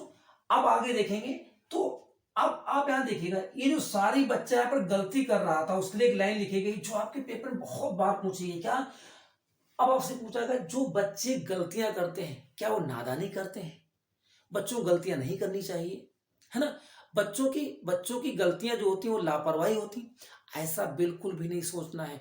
क्योंकि बच्चों को छोड़िए, आप और हम जब तक हम गलती नहीं करते हैं तब तक हम सीखते ही नहीं हैं। या हम किसी भी काम को करने जाएंगे तो गलती के होने के चांस तो ज्यादा ही हैं, गलती तो 100% होना ही होना है, गलती होने के बाद ही सुधार होता है। इसीलिए कहा गया है कि बच्चों द्वारा की गई त्रुटियां सीखने के लिए का है, सीखने के लिए अवसर है, सीखने का अवसर है ना। तो जो आपको त्रुटियों से पता चलेगा कि बच्चे में गैपिंग कहाँ है एज अ टीचर, तो उस गैपिंग को आप तुरंत फिल कर देंगे और जो उद्देश्य है शिक्षण का सिखाने का उद्देश्य वो आपका पूरा हो जाएगा। तो ये बहुत ही ज्यादा बच्चों इंपॉर्टेंट है। इसी प्रकार से मैं पूरा मैंने कहा जो 40 सेट हैं, जो एनसीएफ है, जो 16 फोकस ग्रुप के पेपर हैं, एनसीईआरटी के बहुत सारे पेपर हैं, उन सारी चीजों को पढ़ करके निचोड़ करके मैं ले आया हूं। अभी शायद रात का 1 बज रहा है, मैं ये वीडियो रिकॉर्ड कर रहा हूं, तो अभी तो आधा वीडियो लगभग हुआ है, तो आप समझ सकते हैं कि लगभग 2 से 3 बज जाएगा मुझे रिकॉर्ड करते करते, फिर इसकी एडिटिंग। तो मैं इसीलिए कर रहा हूं कि आपको बिल्कुल फायदा मिलना चाहिए। अगर आप वीडियो को अच्छी तरीके से आप देख रहे हैं तो डेफिनेटली आपका पूरा फायदा होने वाला है, क्योंकि मैंने पूरा मैंने निचोड़ आपके सामने रखने का प्रयास किया है। तो आइए बढ़ते हैं आगे और आपको और कुछ नई बेहतरीन चीजें। आइए दोस्तों, यहाँ पर बहुत ही महत्वपूर्ण चीजें हैं। ये इतना इंपॉर्टेंट सेगमेंट है कि हर सेगमेंट 1 से 2 सवाल आपके लिए पूछे जाते हैं। तो यहाँ पर ध्यान दीजिएगा क्या लिखा हुआ है। पामेला लाइबैक्स की ईएलपीएस थ्योरी है। ये ईएलपीएस थ्योरी क्या, ध्यान दीजिएगा। पामेला लाइबैक ने लगभग 10 से 12,000 बच्चों पर, जो लर्निंग बच्चे थे जो सीख रहे थे, उन बच्चों पर एक प्रयोग किया था, एक रिसर्च किया था कि बच्चे गणित कैसे सीखते हैं, है ना। तो उन्होंने क्या कहा कि ये थ्योरी बनाई ईएलपीएस, इसको इंग्लिश में कहते हैं एक्सपीरियंस विद फिजिकल ऑब्जेक्ट, इसको हमने हिंदी में लिखा है मूर्त, साकार या प्रत्यक्ष वस्तु से अनुभव कराना। दूसरा L for language that describe the experience, यानी भाषा के माध्यम से अनुभव कराना। Next P, picture that represent the experience, चित्र के माध्यम से अनुभव कराना। ठीक है, चित्र के माध्यम से अनुभव कराना। इधर देखेंगे, अब एस फॉर साइन, चिन्हों या प्रतीकों के माध्यम से अनुभव कराना। Sign that represent the experience, यानी चिन्हों के माध्यम से अनुभव कराना। अभी क्या ध्यान दीजिएगा, तो पामेला लाइबैक जी ने कहा कि जब भी बच्चों को आप कुछ सिखाएं तो आप पहले मूर्त पदार्थ सिखाएं। मूर्त पदार्थ यानी चाहे वो प्रत्यक्ष हो चाहे वो मूर्त हो, यानी पहले उदाहरण होना चाहिए जो बच्चों के सामने प्रत्यक्ष रूप में मौजूद हो। फिर उसको भाषा के माध्यम से वही चीज, भाषा के माध्यम से ने कहानी के माध्यम से चीजों को पढ़ाना समझाना चाहिए। फिर उसी चीज का चित्र, बच्चों को चित्र दिखाना चाहिए, तो वो चित्र ज्यादा स्थायी रहेगा। फिर बाद में चिन्हों के माध्यम से पढ़ाना सिखाना चाहिए। जैसे बच्चों, मैंने पहली पेडागोजी की क्लास में, जिसको आपने बहुत ढेर सारा प्यार दिया था, उसको मैंने जो पढ़ाया था, मैंने कहा था कि बच्चों को जब भी आप काउंटिंग सिखाएं तो मूर्त रूप में कोई ऐसे आयाम, कोई ऐसी प्रत्यक्ष वस्तु लेके सिखाएं। जैसे मैंने कहा था कि एक तोता मांग रहा था, एक तोता मांग रहा था, खाने को दे दो, और एक तोता और आ गया, हो गए अब दो। दोनों तोते मिलकर दाना रहे थे बीन, एक तोता और आ गया, हो गए अब तीन। और तीनों तोते मिलकर उड़ने को तैयार, और एक तोता और आ गया, हो गए अब चार। चारों तोते मिलकर कर रहे थे नाच, और एक तोता और आ गया, हो गए अब पांच। तो इस तरीके से आपके पास पैरट यानी तोते होंगे, और फिर काउंटिंग सिखा रहे होंगे बच्चों को, तो ये बड़ा ही मजेदार होगा। और जब अगले दिन आप जाएंगे ना टीचिंग करने के लिए अपने क्लास में, तो बच्चे आपको ऐसे ऐसे ताक झांक कर रहे होंगे, टीचर आ रहे हैं पढ़ाने के लिए, तो आपके जाने से पहले ही वो मैथ्स की कॉपी खुली होगी, है ना। और अगर आप अच्छे से नहीं पढ़ाते हैं, अगर टीचर अच्छे से नहीं पढ़ाते हैं, तो फिर ताकते तो तब भी हैं, लेकिन तब बच्चे इसलिए ताकते हैं कि काश आज टीचर, आज मास्टर, आज सर ना आते तो अच्छा था, गणित से हम लोग बच जाते। तो इसलिए आपको एक्टिविटी करके दैनिक जीवन से जोड़ते हुए, है ना, रुचिपूर्ण तरीके से, अलग अलग विधियों से बच्चों को पढ़ाने और सिखाने का प्रयास करना है, जो हम लोग वो तरीके यहाँ पर सीख रहे हैं। लेकिन अब आप अपने पेपर में कैसे करोगे, तो ये याद रखना, यहाँ पर ये मूर्त पदार्थ याद रखना, यहाँ पर सिर्फ भाषा याद रखना। भाषा दूसरे नंबर पर आएगी, मूर्त या साकार वस्तु या प्रत्यक्ष वस्तु पहले नंबर पर। तो पहले मूर्त आ जाएगा, उसके बाद दूसरे नंबर भाषा आएगी। पहले आ जाएगा मूर्त, नंबर 2 पर क्या आ जाएगी, भाषा, और नंबर 3 पर क्या आ जाएगी, चित्र, और लास्ट में क्या आ जाएंगे, चिन्ह। बस इस कंसेप्ट को याद रखना, पहले मूर्त, नंबर 2 पे भाषा, नंबर 3 पे चित्र, और लास्ट में क्या है, चिन्ह। चिन्ह सबसे क्या है, ध्यान रखना, चिन्ह सबसे लास्ट में है। ठीक है बच्चों, ये हो गया। अब आइए, अभी इस थ्योरी के बाद में आपको जो न्यूमैन है, पोलिया हैं, और वैन हिले हैं, इन सब की जो थ्योरी हो बताया जा रहा हूं, वहां से दो दो सवाल, एक एक सवाल, दो दो सवाल, तीन तीन सवाल आना निश्चित है। सारी चीजों को आज फिनिश करने जा रहे हैं। बहुत ही छोटा सा टॉपिक है, 1 मिनट का, 1 मिनट में आप 1 नंबर लेके जा रहे हैं। गणित में थिंकिंग इन द मैथमेटिक्स, यानी गणित में सोच कैसी होनी चाहिए, है ना। एक होता है अपसारी चिंतन, जिसको हम रचनात्मक चिंतन कहते हैं, और एक होता है अभिसारी चिंतन। तो अपसारी चिंतन या रचनात्मक चिंतन, जिसको हम कहते हैं ओपन एंडेड, या हिंदी में कहते हैं खुला अंत वाले प्रश्न, ये क्या होता है बच्चों, ध्यान देना। जब एक प्रश्न का कई सारे जवाब होते हैं, यानी गणित में जब एक सवाल को हम कई तरीके से सॉल्व करते हैं और उसके अलग अलग उत्तर आते हैं, अलग अलग आंसर आते हैं, उसे कहते हैं खुला अंत वाले प्रश्न। मतलब ये जो मेढक है, ये कुएं का मेढक नहीं है, ये समंदर का मेढक है। यानी एक प्रश्न के जब कई सारे उत्तर आते हैं, अनेक अनेक आंसर आते हैं, जब, तो एक समस्या के कई सारे उत्तर होते हैं, यानी एक समस्या को हम कई अलग अलग तरीकों से सॉल्व करते हैं, उसके आंसर भी अलग अलग आते हैं, तो उसे कहते हैं अपसारी चिंतन। और ये इसे रचनात्मक चिंतन क्यों कहा जाता है, कि बच्चे को इस सोच के लिए आपको प्रेरित करना चाहिए, ताकि बच्चा एक समस्या को अलग अलग तरीके से, अलग अलग आयामों से, अलग अलग विधियों से उस समस्या का सॉल्यूशन कर सके, और उसकी चिंतनशीलता, उसकी तार्किकता क्या है, वो बढ़ सके, है ना। वो सिर्फ रटंत पैटर्न पर आधारित ना हो सके, वो एक समस्या को कई तरीके से सॉल्व करने के लिए अन्वेषण कर सके।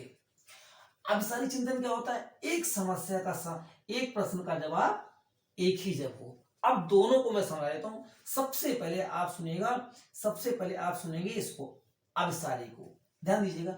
जैसे आपने कहा 5+3 कितना होता है, 8। तो 5+3 कितना होता है, 8 होता है। बच्चों 5+3 का मतलब 8 है, इसका मतलब इसका एक ही आंसर आएगा, तो ये हो जाएगा अभिसारी चिंतन। लेकिन अब मैं आपसे कहता हूं, ऐसी 2 संख्याएं बताओ, या ऐसी कितनी संख्या है जिनको जोड़ने पर 8 है, जिनको ऐड करने पर 8 है। तो आप कहेंगे सर 8 तो आ जाएगा 0 और 8, सर 8 आ जाएगा 1 और 7, सर 8 आ जाएगा 2 और 6, सर 8 आएगा, 3 और 5। इसका मतलब इस समस्या के कई सारे आंसर हो सकते हैं, कि कई संख्याओं को जोड़ने पर हमें 8 मिल जाता है। तो अगर आपसे कोई ये पूछता है कि किन संख्याओं को जोड़ने पर 8 प्राप्त होगा, तो कई सारे आंसर हैं, कई सारी संख्याएं हैं जिन्हें जोड़ने पर 8 प्राप्त होता है। अतः जब ये कहा जाएगा किन संख्याओं को जोड़ने पर 8 प्राप्त होगा, तो ये हो जाएगा अपसारी चिंतन, क्योंकि इस प्रश्न के कई सारे आंसर प्राप्त हो रहे हैं यहाँ पर। इसीलिए जब एक प्रश्न के कई सारे आंसर होते हैं तो इसको कहा जाता है अपसारी चिंतन, और जब किसी एक प्रश्न का एक ही आंसर होता है तो उसे कहा जाता है अभिसारी चिंतन। ठीक है बच्चों, आइए हम आपको चलते हैं कुछ जबरदस्त कंसेप्ट की तरफ और आपको फिर वो चीज सिखाते हैं। आइए दोस्तों, यहाँ पर 3 थिंकर्स दिए हैं जो महान गणितज्ञ हैं, इन्होंने बहुत अच्छे अच्छे सिद्धांत निकाले हैं, और सीटीटी के पिछले पेपर में जो आपसे पूछे गए हैं उन्हीं की हम लोग चर्चा करने जा रहे हैं। तो यहाँ पर देखेंगे ध्यान से, पोल्या साहब आ गए हैं। पोल्या द्वारा दिए गए समस्या समाधान के 4 चरण हैं, और इस बार शायद ही ऐसा कोई सेट हो जिसमें ना आया हो सवाल 2021-22 के पेपर में। तो आप ध्यान दीजिएगा, पहला क्या है, समस्या को समझना। बहुत सिंपल चरण है। तो पहले आप क्या करेंगे, समस्या को समझना। तो सबसे पहले समस्या को समझना। जब आप समस्या समझ जाते हैं तब क्या बनाते हैं, योजना को बनाना। और फिर योजना बनाने के बाद किसकी बारी आती है, योजना का संचालन करना। और जब योजना का संचालन हो जाता है तो निरीक्षण और उसकी व्याख्या की जाती है। तो ध्यान रखिएगा, पोले साहब ने जो समस्या समाधान के 4 चरण दिए हैं बहुत ही सिंपल हैं। समस्या को समझना है, योजना को बनाना है, योजना का संचालन करना है, उसके बाद निरीक्षण और व्याख्या करनी है। ध्यान दीजिएगा, इसमें एक बार बार ऑप्शन आता है कि पुनः योजना बनाना। क्यों भाई पुनः क्यों बनाएंगे, क्या पहली बार में योजना अच्छी नहीं बनी थी क्या, तो वो पुनः गलत हो जाएगा। ठीक है, बाकी आप समझिएगा। तो आपको ये बात समझ में आ गई होगी, क्लियर है। अब आइए न्यूमैन, वाह न्यूमैन साहब आ गए। और न्यूमैन ये पहली बार नए नए कब आए, 2021 और 22 का पेपर जो हुआ है वो पिछले सेशन में। तो न्यूमैन ने त्रुटि विश्लेषण, है ना, एरर एनालिसिस में 5 सोपान बताए, देयर आर 5 स्टेज बताई उन्होंने। ध्यान देना, सबसे पहले उन्होंने क्या बताई, प्रश्न को पढ़ना, पढ़ लिया, पढ़ने के बाद समझना, प्रश्न को पढ़ना फिर समझना, गणितीय चिन्हों में रूपांतरण, गणितीय कार्य विधियों का निष्पादन और उत्तर को प्रतिपादित करना। देखिए इनका भी बढ़िया सिस्टम है, आप थोड़ा एक बार समझ लीजिए। सबसे पहले हम लोग जब सवाल को पढ़ते हैं तो प्रश्न पढ़ना ही है, उसके बाद फिर उसकी लैंग्वेज को हम समझते हैं, उसमें क्या कंसेप्ट दिया गया है, क्या पूछा गया है, हम उसको समझते हैं। फिर हम उसको गणितीय चिन्हों में रूपांतर करते हैं, जोड़ना है, घटाना है, सिंबल के माध्यम से, यानी एक कंसेप्ट के माध्यम से और सिंबल के माध्यम से हम किसी न किसी रिजल्ट पर पहुंचने का प्रयास करते हैं। फिर गणितीय कार्य विधियों का निष्पादन, मतलब जिन जिन विधियों के द्वारा, जिन जिन कंसेप्ट के द्वारा हम उस सवाल को सॉल्व करते हैं उसे कहते हैं गणितीय कार्य विधियों का निष्पादन। और फिर लास्ट में हम उत्तर को निकाल लेते हैं, उसे हम प्रूव भी कर लेते हैं। तो इस हो गया, न्यूमैन ने क्या कहा, एक बार फिर देखें, पहले प्रश्न को पढ़ेंगे, फिर प्रश्न को समझेंगे, और फिर उसमें गणितीय चिन्हों का रूपांतरण करेंगे, और फिर गणितीय कार्य विधियों का निष्पादन करेंगे और उत्तर को प्रदान करें। दोस्तों मैं ये समझाने के बाद थोड़ा सा हट जाता हूं अपना कैमरा ऑफ करने के लिए, क्योंकि मैं ही अकेले यहाँ पर हूँ और कोई तो है नहीं यहाँ पर। तो तब आप इसका स्क्रीनशॉट ले लिया करिए। हालांकि आप अगर कॉपी में लिख रहे हैं तो उससे ज़्यादा बेहतर कुछ नहीं हो सकता, लेकिन आप फिलहाल स्क्रीनशॉट आपके पास जरूर होना चाहिए। ठीक, आगे आइएगा। अब देखो सारी की सारी बातें एक साथ रखी हैं, आपको एक कहीं पर आपको मिलने वाली नहीं। मैंने ढूंढ ढूंढ करके प्रीवियस पेपर को, सारे पेपर्स को, 40 पेपर को एनालिसिस करके, सारे फोकस ग्रुप को, एनसीईआरटी को, सारी चीजें यहां पर निकाली गई। जॉर्टन, ये भी नया सवाल है, जॉर्टन डीन्स द्वारा गणितीय अधिगम सिद्धांतों का अनुक्रम क्या है, बहुत इंपॉर्टेंट है, 4 सेट में आया है। क्या जॉर्टन डीन्स क्या कहते हैं, सबसे पहले गतिक सिद्धांत, गतिक सिद्धांत मतलब होता है डायनेमिक प्रिंसिपल। उसके बाद बोधात्मक परिवर्तन सिद्धांत। बोधात्मक का मतलब होता है यहाँ पर परसेप्चुअल और वेरिएबिलिटी प्रिंसिपल। यहाँ पर क्या है कि मैथमेटिकल वेरिएबिलिटी और प्रिंसिपल हो गया, और यहाँ पर होता है कंस्ट्रक्टिव प्रिंसिपल यानी रचनात्मक। तो भैया जॉल्टन डीन्स आ जाए तो सबसे पहले इनके में आता है गतिक सिद्धांत, और सबसे बाद में आता है रचनात्मक। रचनात्मकता पहले मत रख देना, दिक्कत हो जाएगी। तो जॉल्टन डीन्स में रचनात्मकता सबसे बाद में आती है। गतिक सिद्धांत, 2 प्रश्नों में गतिक सिद्धांत नहीं आया था तो उसके पहले बोधात्मक का, क्योंकि गतिक सिद्धांत के बाद बोधात्मक का नंबर आता है। तो अगर गतिक सिद्धांत नहीं होगा तो बोधात्मक परिवर्तन सिद्धांत होगा। क्लियर है? ये चीजें आपको बिल्कुल इसमें भैया एक बार समझ लो, और ये जीके की तरह आपको याद रखनी है, क्योंकि इसमें कोई कंसेप्ट नहीं है, कंसेप्ट बस समझना है आपको। बाकी जब आपसे सवाल पूछा जाएगा तो ये आपको हर हाल में बच्चों आनी चाहिए। ठीक है, आइए बच्चों आगे बढ़ते हैं और कुछ और थिंकर्स आपको हम समझाते हैं। आइए दोस्तों देखते हैं जीन पियाजे को। जीन पियाजे ने 3 बातें गणित के संदर्भ में बहुत ही इंपॉर्टेंट कही हैं, जो मैंने अलग अलग संदर्भों से, अलग अलग चीजों से मैंने ढूंढा है, जो मैं आपको बता रहा हूं। यहाँ पर देखेंगे ध्यान से। सबसे पहला जीन पियाजे ने कहा कि संख्याएं तर्क संगत गणितीय ज्ञान से आती हैं, क्योंकि संख्याएं वे संबंध हैं जिनकी रचना बच्चा स्वयं करता है।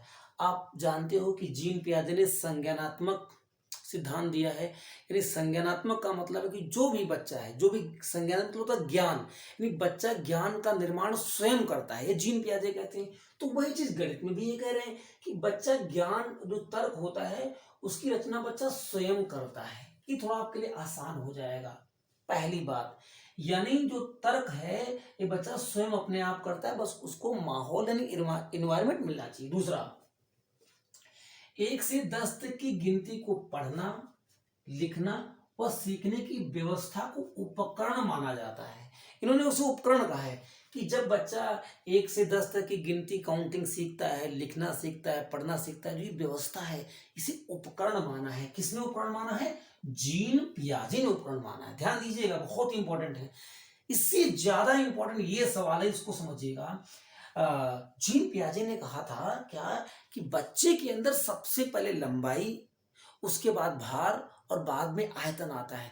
दोस्तों बहुत ही सिंपल बात है कि इन्होंने क्या बताया कि लंबाई की समझ भार से पहले, जबकि भार की समझ आयतन से पहले आती है। मतलब सबसे पहले बच्चा लंबाई के कंसेप्ट को सीखता है, उसके बाद भार और उसके बाद आयतन।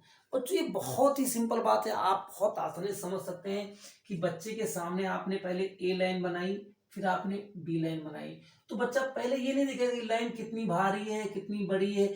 सबसे पहले देखेगा कौन बड़ा है, कौन छोटा है। तो बच्चा पहले ऑब्जर्वेशन करता है, अवलोकन करता है। तो अवलोकन के सारे बच्चा बता देगा कि ए छोटा है और बी क्या है, बड़ा है। तो सबसे पहले कोई चीज लंबी है, कोई चीज बड़ी है, कोई चीज इतनी बड़ी है, कोई चीज इतनी बड़ी है, तो सबसे पहले बच्चे के अंदर लंबाई की समझ आती है।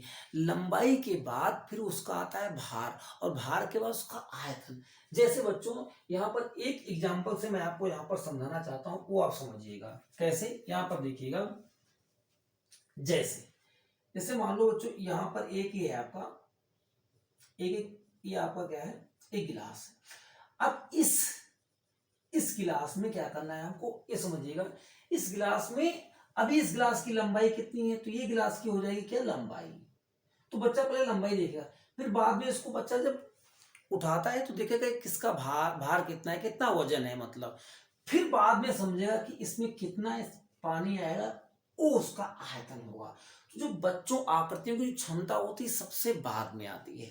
तो आप इस बात को समझ गए कि जीन पियाजे के अकॉर्डिंग और नॉर्मल आपके भी अकॉर्डिंग सबसे पहले लंबाई की समझ विकसित होती है बच्चे में, उसके बाद भार, और सबसे बाद में बच्चों क्या आता है, आयतन आता है। क्लियर होगी बात। तो ये रही जीन पियाजे की 3 बातें, इनको ध्यान रखना कि बच्चा जो तर्क है ये स्वयं करता है, और 1 से 10 तक की जो संख्याओं की गिनने की, लिखने की, समझने की व्यवस्था उसे उपकरण कहा जाता है। और तीसरी बात, बच्चों में सबसे पहले लंबाई आती है, फिर भार आता है, और उसके बाद क्या आता है, आयतन आता है। एक क्लियर होगी। अब आइए हम आपको सिखाते हैं क्या चीज, एक नई चीज, वो है वैन हिले का ज्यामितीय विचार, ज्योमेट्रिक कंसेप्ट ऑफ वैन हिले। तो कई सेटों में तो यही सवाल पूछा गया है कि ज्यामितीय विचार किसने दिया। तो बच्चों जब आपसे पूछा जाए कि ज्यामितीय विचार किसने दिया, तो आप क्या बताएंगे कि वैन हिले ने ज्यामितीय विचार दिया था। यानी ज्योमेट्रिक कंसेप्ट किसने दिया था? वैन हिले ने। वैन और हिले ये दोनों पति पत्नी थे।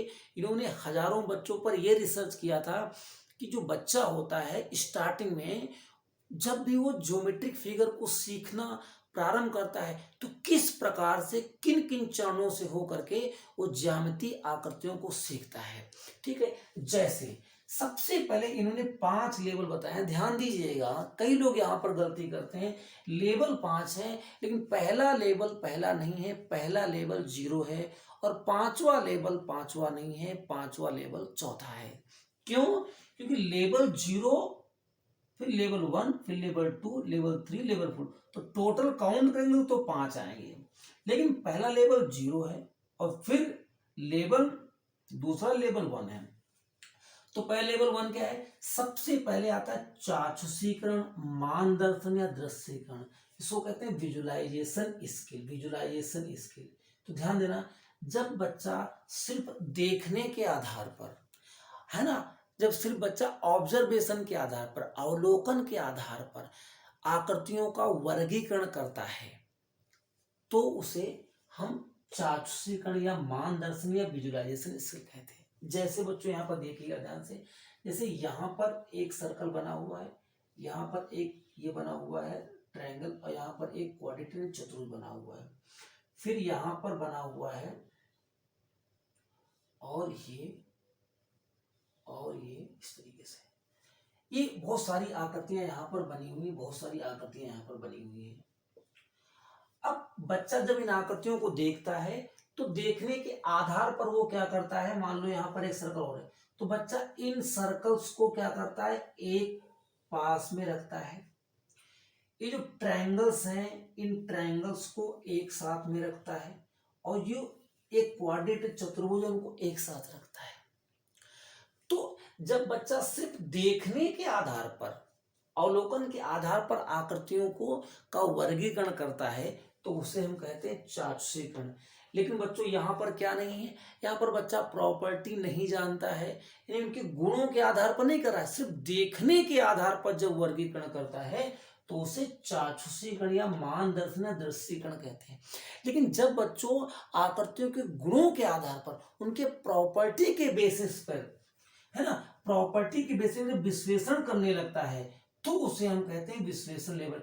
यानी जब बच्चा ये बताने लगेगा कि ये चतुर्भुज है, इसकी 4 भुजाएं होती, इसकी 4 भुजाएं होती हैं, इसका एंगल भी चारों एंगल का सम 360 होता है, इसका भी चारों कोणों का योग 360 होता है। तो इस तरीके से जब उनके गुणों के आधार पर, है ना, प्रॉपर्टी के बेसिस पे, उनकी प्रॉपर्टी के बेसिस पे जब वर्गीकरण करने लगता है तो उसे कहते हैं विश्लेषण। दूसरी बात, यहाँ बच्चा नाम नहीं बता पा रहा था तो यहाँ बच्चा नेम भी बताने लगेगा।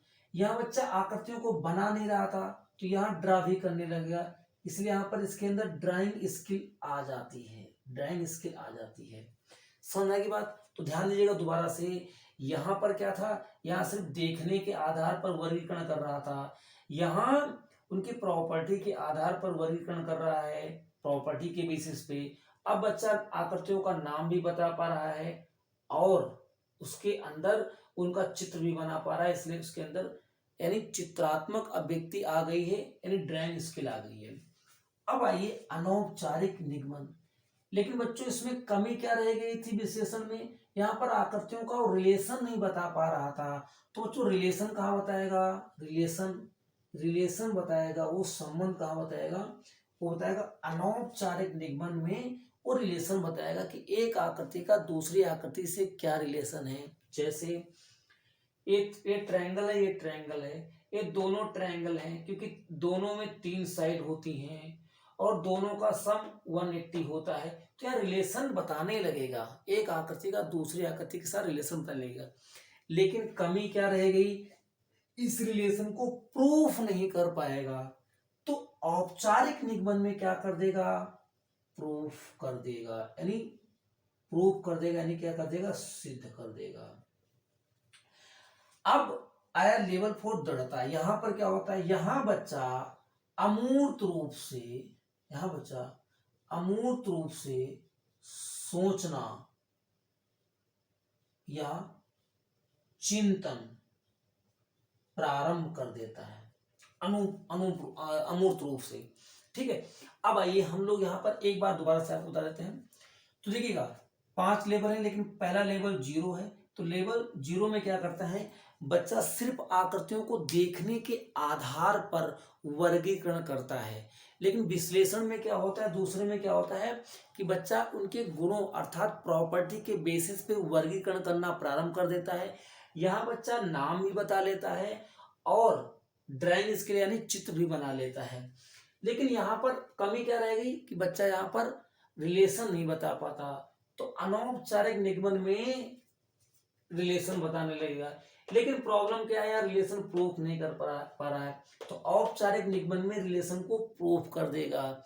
और ये आपने गणित पढ़ी है तो आप जानते हैं कि ये जब हम लोग 9th 10th में थे तो थ्योरम्स को सॉल्व करते थे, है ना, यानी प्रमेय को सॉल्व करते थे और इति सिद्धम नीचे लिखते थे। दोनों लोग खुश होते थे, जिनको गणित आती थी वो भी खुश होते थे, वो अपना पूरा सही सही सिद्ध करते थे। जिनको कम गणित आती थी वो अपनी तरह से सिद्ध करते थे, ये भुजा लिया, भुजा ABC लिया, ये लिया, वो लिया, और नीचे वो भी लिखते थे इति सिद्धम, तो उनको भी आनंद की प्राप्ति आती थी, है ना, ऐसा होता था ना भाई। तो ये 9th में होता था, लेवल 3 में। लेकिन यहाँ क्या है, अगर बच्चा गणित में मजबूत है, गणित में इंटरेस्ट है उसको, तो फिर उसके हाई स्कूल के आगे जब वो 10+2 में फर्स्ट ईयर में जब वो मैथ्स लेता है तो वहां पर अमूर्त चिंतन स्टार्ट होता है। तो ये चीज कॉलेज के दौरान आती है। ठीक है, चलो तो समझ में आ गया होगा। यहाँ एक बार फिर से बता देते हैं, यहाँ बच्चों क्या हुआ, सिर्फ देखने के आधार पर, यहाँ प्रॉपर्टी के बेसिस पे यह रिलेशन बनाता है, यह रिलेशन प्रूव कर देता है, और यह अमूर्त रूप से चिंतन प्रारंभ कर देता है। आइए बच्चों आगे बढ़ते हैं, बहुत कुछ अभी पढ़ना और सीखना बाकी है, हम आपको आगे ले चलते हैं और कुछ बेहतरीन कंसेप्ट और आपको सिखाते हैं। बहुत ही इंपॉर्टेंट कुछ टर्म्स हैं, उनको हम समझेंगे और आगे बढ़ेंगे, जो कि लगभग हर पेपर में यहाँ से सवाल पूछे गए हैं। क्या है, रचनावादी। तो बच्चों रचनावादी आप जानते हैं, रचनावादी का सेंस यहाँ पर यह है कि बच्चा जब स्वयं अपने ज्ञान का निर्माण करता है, स्वयं जब अन्वेषण करता है, यानी बच्चा जब अपने मन और मस्तिष्क को स्वयं रचना करने में संलग्न करता है, तो इसका मतलब जो है वो कंसेप्ट रचनावादी कहलाता है। कहने का मतलब यहाँ पर यह है कि जब छात्र और अध्यापक दोनों अधिगम को पारस्परिक सहयोग से आगे बढ़ाते हैं तो वहां पर रचनात्मकता पाई जाती है। किस तरह से, यहाँ देखेंगे, रचनावादी कक्षा में ध्यान अध्यापक पर न होकर विद्यार्थी पर होता है। दोस्तों पहले क्या होता था कि टीचर ये मानता था कि जो बच्चा है उसका दिमाग तो है खाली घड़े के समान है, उसमें जाके इंफॉर्मेशन डालना है और किसी तरह से घड़े को भर देना है। लेकिन बच्चे को आपको इंफॉर्मेशन उसी प्रकार से देना है कि जैसे वो रिसीव करे और उसको आत्मसात भी करे। सिर्फ इंफॉर्मेशन देना ही अधिगम नहीं है यहाँ पर।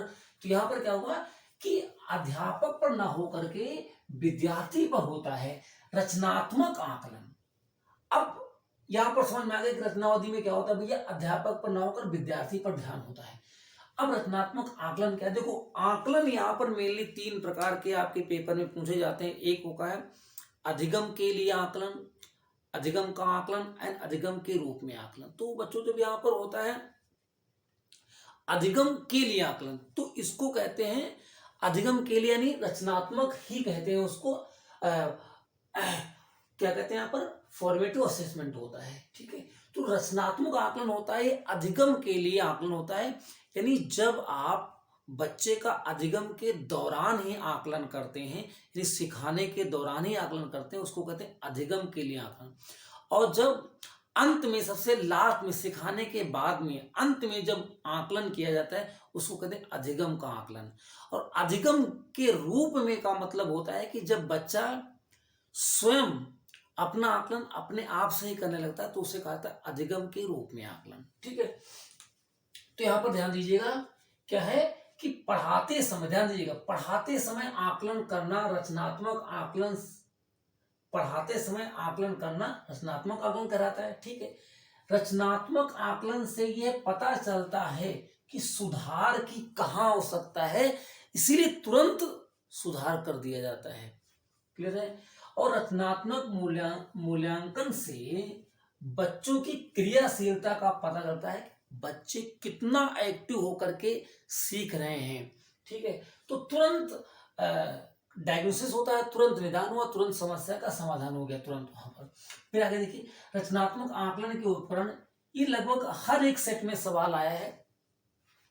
तो रचनात्मक आकलन के उपकरण क्या है, कौन कौन से उपकरण हैं जिससे आप रचनात्मक आकलन का मेजरमेंट करेंगे। सबसे पहला छात्रों का पोर्टफोलियो। आप जानते हैं पोर्टफोलियो क्या होता है। एक कक्षा से दूसरी कक्षा में जब बच्चा जाता है तो दूसरी कक्षा में जो नया ज्ञान अर्जन करना है उसको वो पूर्व ज्ञान से जोड़ता है। तो पूर्व ज्ञान जो उसने अर्जित किया है उसका सारा लेखा जोखा, किस प्रकार से, कहाँ पर बच्चे में कमियां हैं, क्या उसकी उपलब्धियां हैं, सारा लेखा जोखा इसमें होता है। तो छात्रों का पोर्टफोलियो, अवलोकन डायरी, ऑब्जर्वेशन डायरी यहां पर हो गई, उपाख्यानात्मक अभिलेख यानी एनेक्डोटल रिकॉर्ड, क्षेत्र भ्रमण, मौखिक प्रश्नोत्तरी, ये सारी चीजें क्या है, रचनात्मक आकलन के उपकरण है। लेकिन यहां एक मैंने लिखा सत्रांत परीक्षा यानी टर्म एंड एग्जाम, तो ये नहीं होता है, इसी को आपको जब एग्जाम आएगा तो इसी को आप काटेंगे। बाकी छात्रों का पोर्टफोलियो, अवलोकन डायरी, उपाख्यानात्मक अभिलेख, क्षेत्रफल, मौखिक प्रश्नोत्तरी, इनका सबको आपको सही करना है। और सत्रांत परीक्षा यानी रचनात्मक मूल्यांकन में अंत में परीक्षा नहीं होती, बल्कि जब हम सिखा रहे होते हैं, समझा रहे होते हैं, तो अधिगम के दौरान होती है। तो यही ऑप्शन है वो गलत होगा, सत्रांत परीक्षा जो लिखा होगा ये गलत हो जाएगा, बाकी सारी चीजें क्या है सही। इसीलिए मैंने यहां पर लिख दिया है कि सत्रांत यानी सत्र के अंत में परीक्षा लेना, ये क्या है, असेसमेंट ऑफ लर्निंग है ना, सीखने का आकलन है, वहां पर ये हो जाएगा। तो अब आइए, तो यहां पर हो गया। अब बच्चों यहां पर देखेंगे एक नोट लिखा है, बहुत ही इंपॉर्टेंट, इसको ध्यान से पढ़ेंगे। बच्चों द्वारा प्राप्त अनुमानित उत्तर की प्रशंसा करनी चाहिए। ध्यान दीजिएगा कि बच्चे जब अनुमान लगाते हैं अपने ऑब्जर्वेशन, अपने अवलोकन के आधार पर, तो बच्चों द्वारा प्राप्त अनुमानित उत्तर की प्रशंसा करनी चाहिए और बच्चों से सटीक उत्तर की अपेक्षा नहीं करनी चाहिए। क्योंकि जब बच्चे सीख रहे होते हैं तो वो बिल्कुल सटीक आंसर देने की अवस्था में नहीं होते हैं। बच्चों को संदर्भों के माध्यम से सिखाना चाहिए। आप जानते हैं जब आप एनसीईआरटी की बुक्स पढ़ते हैं तो उसमें हर एक लेसन कई प्रकार की एक्टिविटी से समझाया जाता है।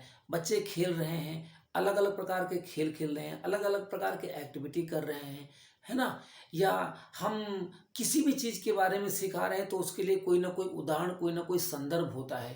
तो इसीलिए कहा गया है कि बच्चों को संदर्भों के माध्यम से बच्चों सिखाना चाहिए। ठीक है, अब आइए जहां जहां से मेन शब्दावली, मेन सेंटेंस, मेन कंसेप्ट आए, वो सारी चीजें हम लोग आगे पढ़ते चलेंगे।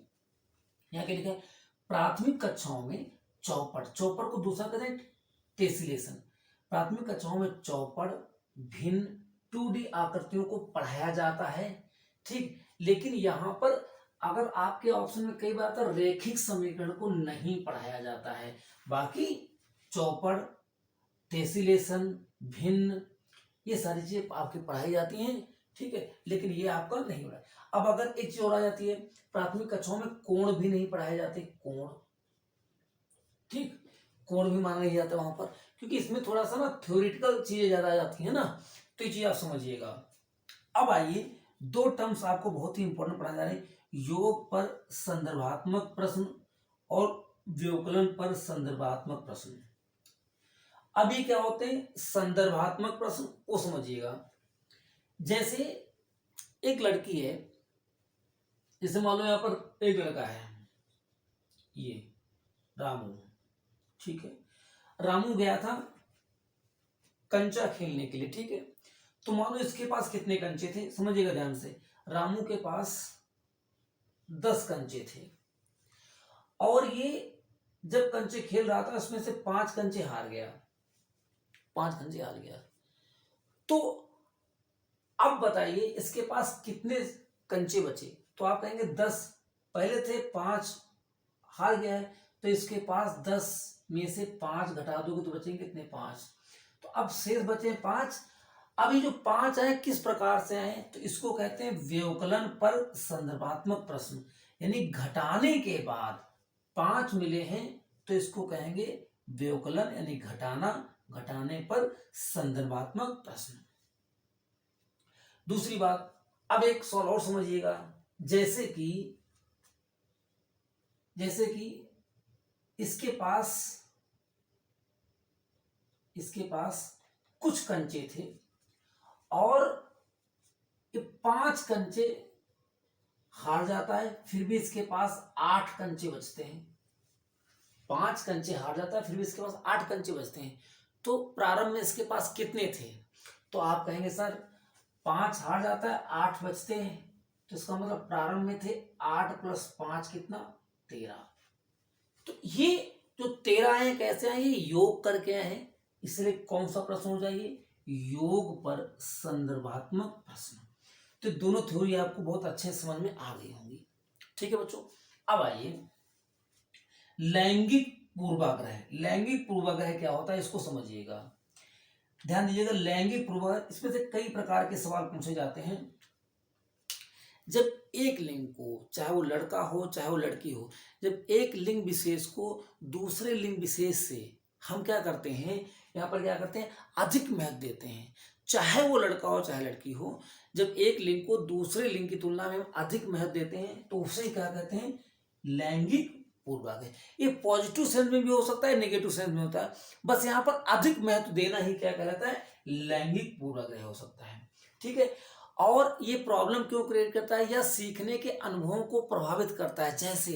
जैसे लड़कियां हैं, लड़कियां खाना ही बनाएंगी, मेरी बात समझ रहे हैं?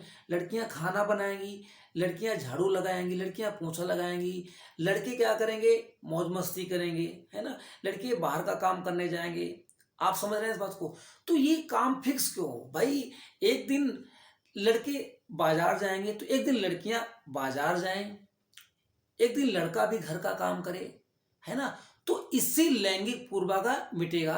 तो आप इस बात को समझ रहे हैं अच्छी तरीके से कि लड़की का पोछा लगाना, लड़की का बर्तन धुलना, लड़की का खाना बनाना, लड़के का बाहर से मार्केट से सामान खरीदना, तो ये जो कार्य को बांट दिया गया है जेंडर बेसिस पे, इसी को पूर्वाग्रह कहते हैं।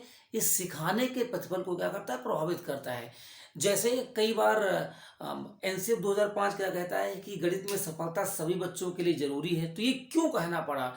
क्योंकि आप जानते हो सोसाइटी में ऐसी मान्यता है, काफी लोग ऐसा मानते हैं कि लड़कियां गणित नहीं सीख सकती या लड़कियों को गणित सीखने की क्या जरूरत है। इसलिए आपने देखा है कि हमारे वहाँ स्पेशली उत्तर प्रदेश में कि जो लड़कियां होती हैं वो 8th क्लास के बाद उनकी गणित जो है छूट जाती है ना? तो काफ़ी गर्ल्स जो है गणित के कंप्लीट ज्ञान से क्या है वंचित रह जाती हैं, और फिर वो आगे जा कर के जब कोई प्रतियोगी परीक्षा देती हैं तो गणित में कहीं ना कहीं वो पिछड़ जाती हैं। तो ये विषमताएं नहीं होनी चाहिए, ये आगे फ्यूचर में काफ़ी ज़्यादा बाधक बनती हैं। तो आप इस बात को समझ गए होंगे। अब आइए दोस्तों हम बढ़ते हैं आगे, और बहुत ही बेहतरीन अभी कंसेप्ट हैं। आप इस वीडियो को 1 बार 2 बार 3 बार आप आराम से देखिए, कोई दिक्कत नहीं है, लेकिन आपको सारे कंसेप्ट देखना है क्योंकि मैंने इस वीडियो को बनाने में बहुत ज़्यादा मेहनत करी है। ठीक है, कम से कम इस पूरे वीडियो को बनाने में, एडिट करने में मुझे लग रहा है कम से कम 30-35 घंटे मुझे लगेंगे तैयार करने में, क्योंकि बहुत ज़्यादा रिसर्च किया है मैंने, तब जा करके दिया है। तो आप इसको विधिवत आराम से बैठ करके इसको देखिएगा। एक बार में, 2 दिन में, 3 दिन में आपकी तैयारी पूरी होगी, नंबर आपके पूरे आने, बस आपको एक बार टाइम देना है। आइए दोस्तों, बहुत ही इंपॉर्टेंट कंसेप्ट्स हैं यहाँ पर जो आपके पेपर में बार बार पूछे गए हैं, उनकी हम लोग यहाँ पर चर्चा करेंगे। दोस्तों यहाँ पर क्या लिखा है? वैदिक गणित, है ना? वैदिक गणित। अगर आपसे पूछा जाए कि आजकल वैदिक गणित का बहुत ही ज़्यादा प्रचलन है, तो वैदिक गणित हमें बच्चों को क्यों पढ़ाना चाहिए? तो आप सदैव समझिएगा कि वैदिक गणित में जो कैलकुलेशन होता है उसको शॉर्ट ट्रिक के माध्यम से किया जाता है। तो जो बड़े बड़े सवाल हैं, बड़े बड़े जैसे कैलकुलेशन है, गुणा है, भाग है, जोड़ है, इस तरीके से हम बच्चे को बहुत ही शॉर्ट ट्रिक के माध्यम से करना सिखाते हैं। इसलिए आप सदैव याद रखना कि वैदिक गणित में क्या होता है, इसका प्रयोग तेज गति से गणना करने के लिए किया जाता है, जो आजकल बहुत ही ज्यादा प्रचलित है बच्चों में। ठीक है, आइए, तो दो या दो से अधिक विमाओं वाली आकृतियों के क्षेत्रफलों की तुलना करने के लिए दो चीजें होती है। एक मैंने पहले बताया ग्राफ पेपर, और दूसरा प्रेक्षण विधि। प्रेक्षण मतलब ऑब्जर्वेशन मेथड। तो पहले आप ऑब्जर्व करते हैं, तो अगर आपके ऑप्शन में पहले प्रेक्षण है तो ऑब्जर्वेशन बाद पहले लगाएंगे, उसके बाद में लगाएंगे ग्राफ पेपर। तो दो आकृतियों के क्षेत्रफलों की तुलना करने के लिए दो होते हैं, एक होता है प्रेक्षण विधि और दूसरा होता है ग्राफ पेपर। ठीक है, नेक्स्ट, प्राथमिक स्तर पर लंबाई का मापन। अब ध्यान देना, ये बहुत ही ज्यादा इंपॉर्टेंट है कि जब प्राथमिक स्तर पर आप बच्चे को लंबाई मापन कैसे सिखाएंगे, या फिर बच्चा लंबाई मापन को सबसे पहले किस प्रकार से सीखता है। आपको ये तो पता होगा बहुत अच्छी तरीके से कि सबसे पहले बच्चा, ऐसा नहीं है कि वो सेंटीमीटर, मिलीमीटर, किलोमीटर, मीटर, है ना, इंच, फीट इस तरीके से मापने लगता नहीं। पहले वो क्या करता है, बच्चा ऑब्जर्वेशन करता है। ऑब्जर्वेशन करने के बाद फिर वो बच्चा अपनी तरह से, है ना, और जिस तरह से वो ऑब्जर्वेशन करता है, अपने ऑब्जर्वेशन के आधार पर चीज़ों को मेजर करता है। कोई चीज़ बड़ी है, कोई चीज़ छोटी है, तो ऐसा नहीं हो कि एक्यूरेट बता रहा है, वो ऑब्जर्वेशन के बेसिस बता रहा है कि कुछ चीज़ें देखने पर ही पता चल जाती हैं कि कौन चीज़ बड़ी है, कौन चीज़ छोटी है ना, इस तरीके से। तो यहाँ पर आप देखेंगे प्राथमिक स्तर पर लंबाई मापन क्या है, अवलोकन करना सबसे पहले आता है, अवलोकन करना। नंबर 2, तुलना करना, अप्रामाणिक मापों का प्रयोग करना, फिर प्रामाणिक मापों का प्रयोग करना, और फिर प्रामाणिक इकाइयां विकसित करना। ठीक है, तो बिल्कुल ऐसे सवाल आएगा, आपको इस तरह से अरेंज करना है। सबसे पहले बच्चा अवलोकन यानी ऑब्जर्वेशन करेगा, फिर कौन छोटी है कौन बड़ी है, अपनी बुद्धि, विवेक, ज्ञान के आधार पर उसकी तुलना करेगा। तुलना करने के बाद अप्रामाणिक माप। अप्रामाणिक माप का मतलब है कि जैसे मान लो मेरे सामने एक डोर है, विंडो है, तो बच्चा ये बताएगा ऑब्जर्वेशन के आधार पर कि जो डोर होता है, दरवाजा होता है, वो लेंथ में बड़ा होता है, और जो विंडो होती है वो लेंथ में छोटी होती है। इसको मेजर करने की जरूरत नहीं है। क्लियर होगी बात। सबसे पहले अवलोकन, फिर तुलना करना, फिर अप्रामाणिक माप। इस तरीके से अप्रामाणिक मापें आ गई करना। आपने देखा होगा कि कई बार काफी लोग जो होते हैं, जो फिट होता है, लोग ऐसे इस तरीके से मेजर कर लेते हैं। कई लोग इस तरीके से बताते हैं, एक क्या हो गया, 1 मीटर हो गया, तो इसको कहते हैं हम लोग अप्रामाणिक माप। फिर हम लोग प्रामाणिक मापों का क्या करते हैं, प्रामाणिक मापों का प्रयोग करते हैं, है ना। प्रामाणिक माप मतलब क्या है, मीटर, सेंटीमीटर, डेसीमीटर, किलोमीटर, और उन्हीं की जो यूनिट्स होती है वो मीटर है, किलोमीटर है, क्या है। तो बाद में हम प्रामाणिक इकाइयों को क्या करते हैं, विकसित करते हैं। सदैव ध्यान रखना ये चीज, अवलोकन करना, तुलना करना, पहले अप्रामाणिक आती है, फिर प्रामाणिक आती है, फिर आती है लास्ट में प्रामाणिक इकाइयां। अगर आप ध्यान से देखो तो ये जो सीरीज चल रही है, ये सरल से कठिन की ओर, सामान्य से विशिष्ट की ओर चल रही है। सामान्य का मतलब है कि साधारण तरह से हम सीखते हैं इसको, तो सरल से जटिल की ओर चल रही है इस चीज को। अगला देखेंगे, बहुत ही इंपॉर्टेंट है, सममित एवं परावर्तन। आपसे पूछा जाता है कि यहां पर जो सममित सिमेट्री है, परावर्तन रिफ्लेक्शन। सममित और परामिति ज्यामितीय संकल्पनाओं को बिंदु शीट यानी डॉट पेपर पर रिप्रेजेंट किया जाता है। ध्यान रखना कि डॉट पेपर जो इस तरीके से होते हैं, डॉट पेपर जो इस तरीके से होते हैं, ठीक है, तो सब याद रखना। तो आपसे पूछा जाएगा कि सममित और परावर्तन ज्यामितीय संकल्पनाओं को कहां पर प्रयोग किया जाता है, कहां पर समझा जाता है, कहां पर स्थापित किया जाता है, कहां पर लिखा जाता है, तो उसके लिए डॉट पेपर या बिंदु शीट होगी। क्लियर है। आइए आगे आएंगे। एक सवाल आता है कि वाद विवाद, जब हम क्लास में वाद विवाद जब डिबेट कराते हैं तो उस संबंधी क्रियाकलाप से क्या प्रभाव पड़ता है बच्चों पर। तो वाद विवाद संबंधी क्रियाकलाप से विश्लेषण और संप्रेषण करने की कला विकसित होती है। विश्लेषण का मतलब है कि किसी एक बच्चे ने या टीचर ने जब कोई बात कही तो दूसरा बच्चा उस पर एनालिसिस विश्लेषण करेगा, यानी मंथन करेगा कि ये बात सही है तो क्यों है, गलत है तो क्यों है ना। दूसरी बात है कि जब हम दूसरे की बात सुनते हैं फिर हम अपना कथन, हम अपनी बात पेश करते हैं, तो इससे हमारी कम्युनिकेशन स्किल क्या है, यानी संप्रेषण की क्षमता क्या है, विकसित होती है। यानी बोलचाल की भाषा, बात करने का तरीका, तो यहाँ पर संप्रेषण यानी बातचीत करने का तरीका जो होता है बच्चे को आता है, तो उसको हम क्या कहते हैं, संप्रेषण की कला। अभी आप पूछा था कि अच्छी पाठ्य पुस्तक की विशेषता क्या है, तो अच्छी पाठ्य पुस्तकों में अवधारणाओं का परिचय संदर्भों के माध्यम से दिया जाता है। संदर्भ समझ रहे हैं आप, यानी आप जब एनसीईआरटी की बुक पढ़ते हैं तो आपने देखा होगा कि जो भी चीज वो सिखाना चाहते हैं वो एक्टिविटी के माध्यम से, संदर्भों के माध्यम से वो चीज सिखाते हैं।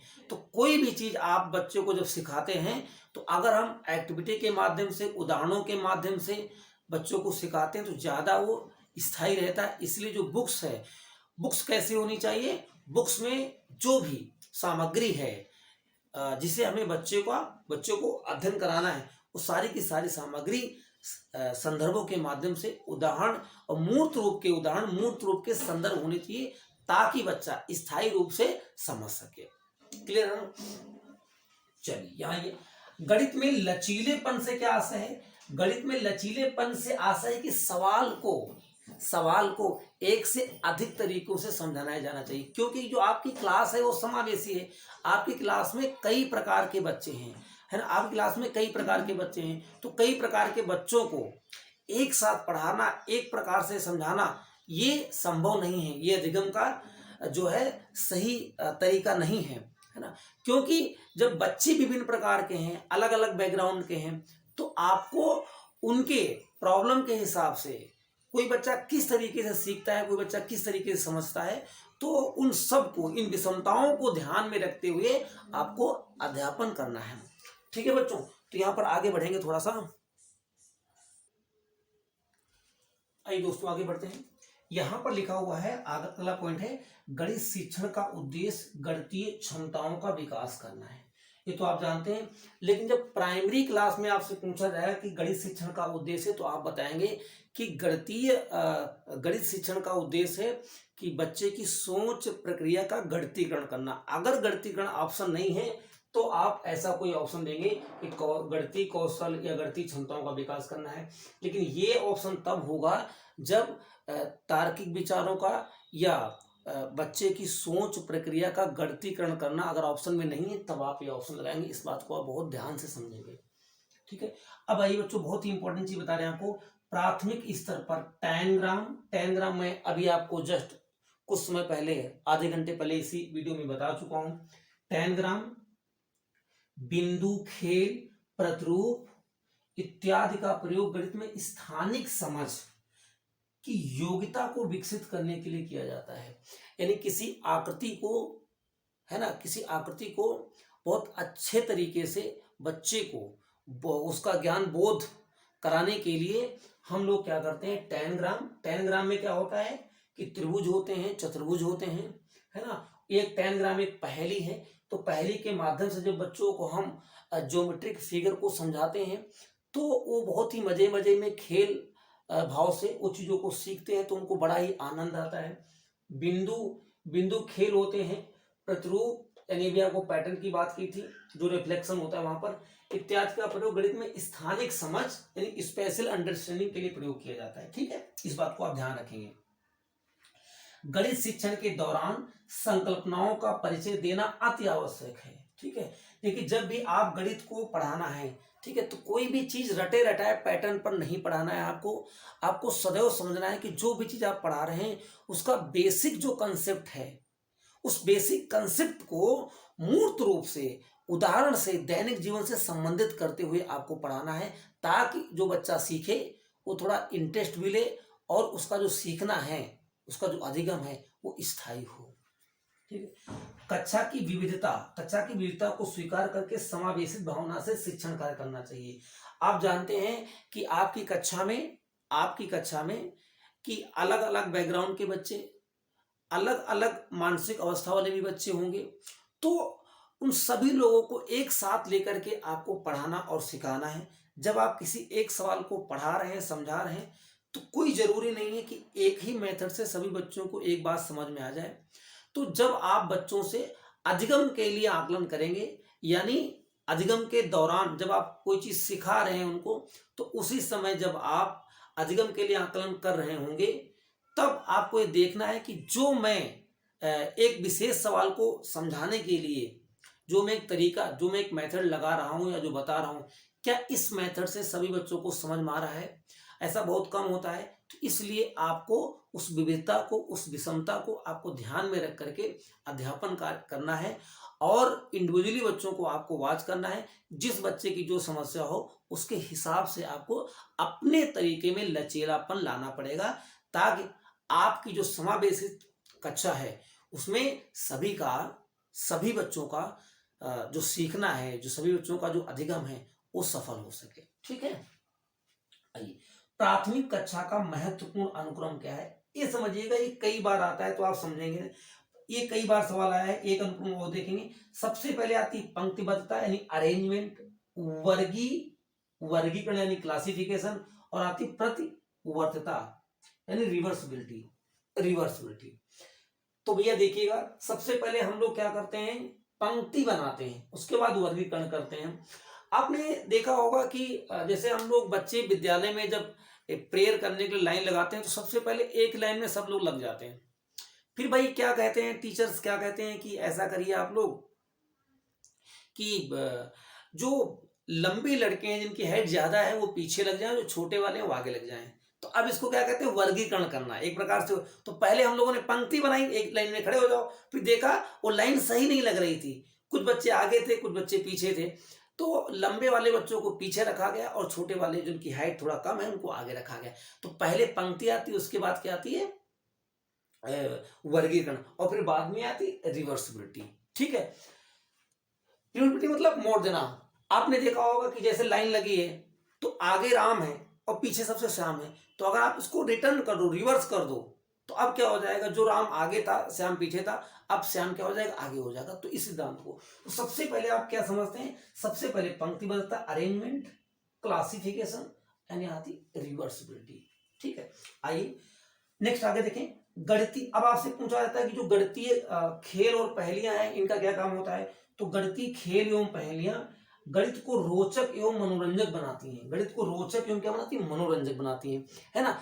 आपने देखा होगा जब कभी गणित की पहेली हमारे सामने आती है तो हमें ये लगता ही नहीं है कि हम गणित सॉल्व कर रहे हैं या गणित का हम सवाल लग रहे हैं, बट इनडायरेक्ट वे में हम गणित का कोई सवाल ही सॉल्व कर रहे होते हैं। लेकिन वो सवाल जो हमसे एग्जाम में पूछा जाता है, जो हमारे सिलेबस में, जो हमारी बुक्स में, उससे बिल्कुल हट करके होता है। भले ही वो सवाल उससे कठिन हो, लेकिन जब मुझसे कोई पूछता है तो मुझे लग रहा है कि हम लोग खेल खेल रहे हैं, मजे से, है ना, गेम खेल रहे हैं।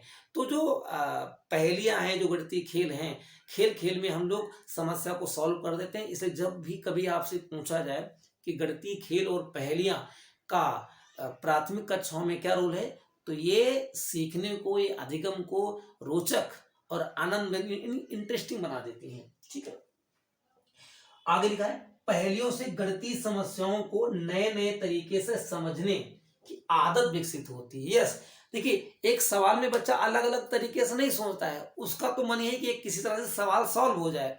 लेकिन बच्चे के सामने जब पहेली आती है ना, तो बच्चा सोचता है ये पहेली तो बहुत ही मजेदार है ना, हमें इसको सॉल्व करना है। तो फिर बच्चा कोशिश करता है कि कई अलग अलग तरीके से, नए नए तरीके से, कि किसी भी तरह से इस पहेली को हमको सॉल्व करना है, क्योंकि उसको मजा आ रहा होता है पहेली में।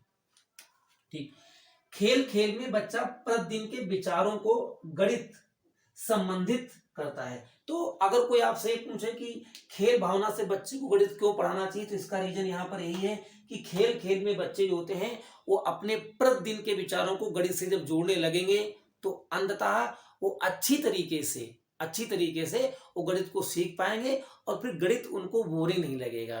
ठीक है दोस्तों, तो ये हमने कुछ बातें आपको दोस्तों बताई। इसी तरह से अभी कुछ और हमारे पास बहुत ही जबरदस्त चीजें हैं।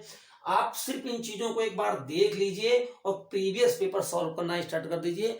आपके 15 में से 12 से 13 क्वेश्चन कोई नहीं ले जा सकता है, ये मेरी गारंटी। हालांकि आपके 15 में से 15 भी सॉल्व होंगे। तो वही दोस्तों, जाना कहीं नहीं है, आपको साथ में बने रहेंगे और अब हम आगे बढ़ेंगे। आइए दोस्तों आगे बढ़ते हैं और आपको मैं यहाँ पर कुछ बहुत ही महत्वपूर्ण टर्म्स बता रहा हूँ जो शिक्षक यानी गणित शिक्षक से संबंधित है। आइए देखते हैं। विषय का ज्ञाता होना चाहिए, बिल्कुल। अगर उसको विषय का ही ज्ञान नहीं है तो बहुत सारी समस्या आने वाली है। विषय का ज्ञाता होना चाहिए, ठीक। चीजों को दैनिक जीवन से जोड़ते हुए पढ़ाने की कला आनी चाहिए, यस। पर्याप्त तैयारी के साथ कक्षा में जाना चाहिए। इसका मतलब ये नहीं कि आप टीचर हैं तो इसका मतलब ये नहीं कि आपको सब कुछ आता है, यस सब कुछ आता है, लेकिन आपको अलग अलग तरीके से नए आयामों से नए नए आयामों से आपको पढ़ाना है, सिखाना है। तो आपको परफेक्ट तरीके पता होना चाहिए किस तरह से, वो कौन कौन से प्रभावकारी तरीके हैं जिनसे हमें अपना शिक्षण कार्य करना है। तो आपको पर्याप्त तैयारी के साथ जाना है। यह तैयारी करने का मतलब ये हो गया कि किस तरह से आप सिखाने जा रहे हैं, वो आपके तरीके कौन सी हैं, आपकी विधियां कौन सी हैं।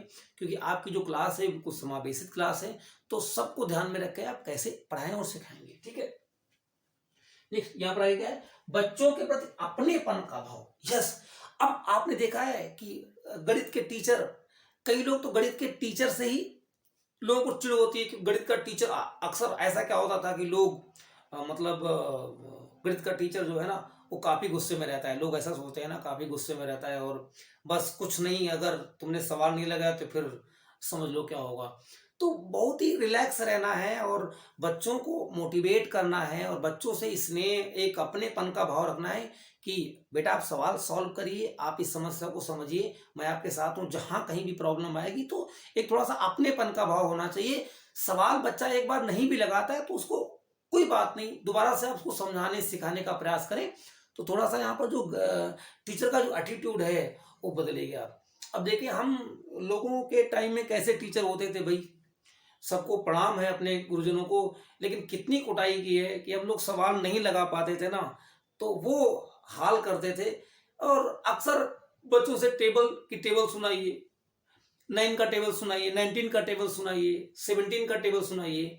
तो कहीं ना कहीं जो ये टीचर्स का है, जो माहौल का जो एटीट्यूड है, कहीं ना कहीं गणित को ना एक मतलब फैक्चुअल बेसिस बनाता है कि आपको अगर टेबल आते होगा आपको तो आप क्वेश्चन सॉल्व कर लोगे, ऐसा तो बिल्कुल भी नहीं है ना।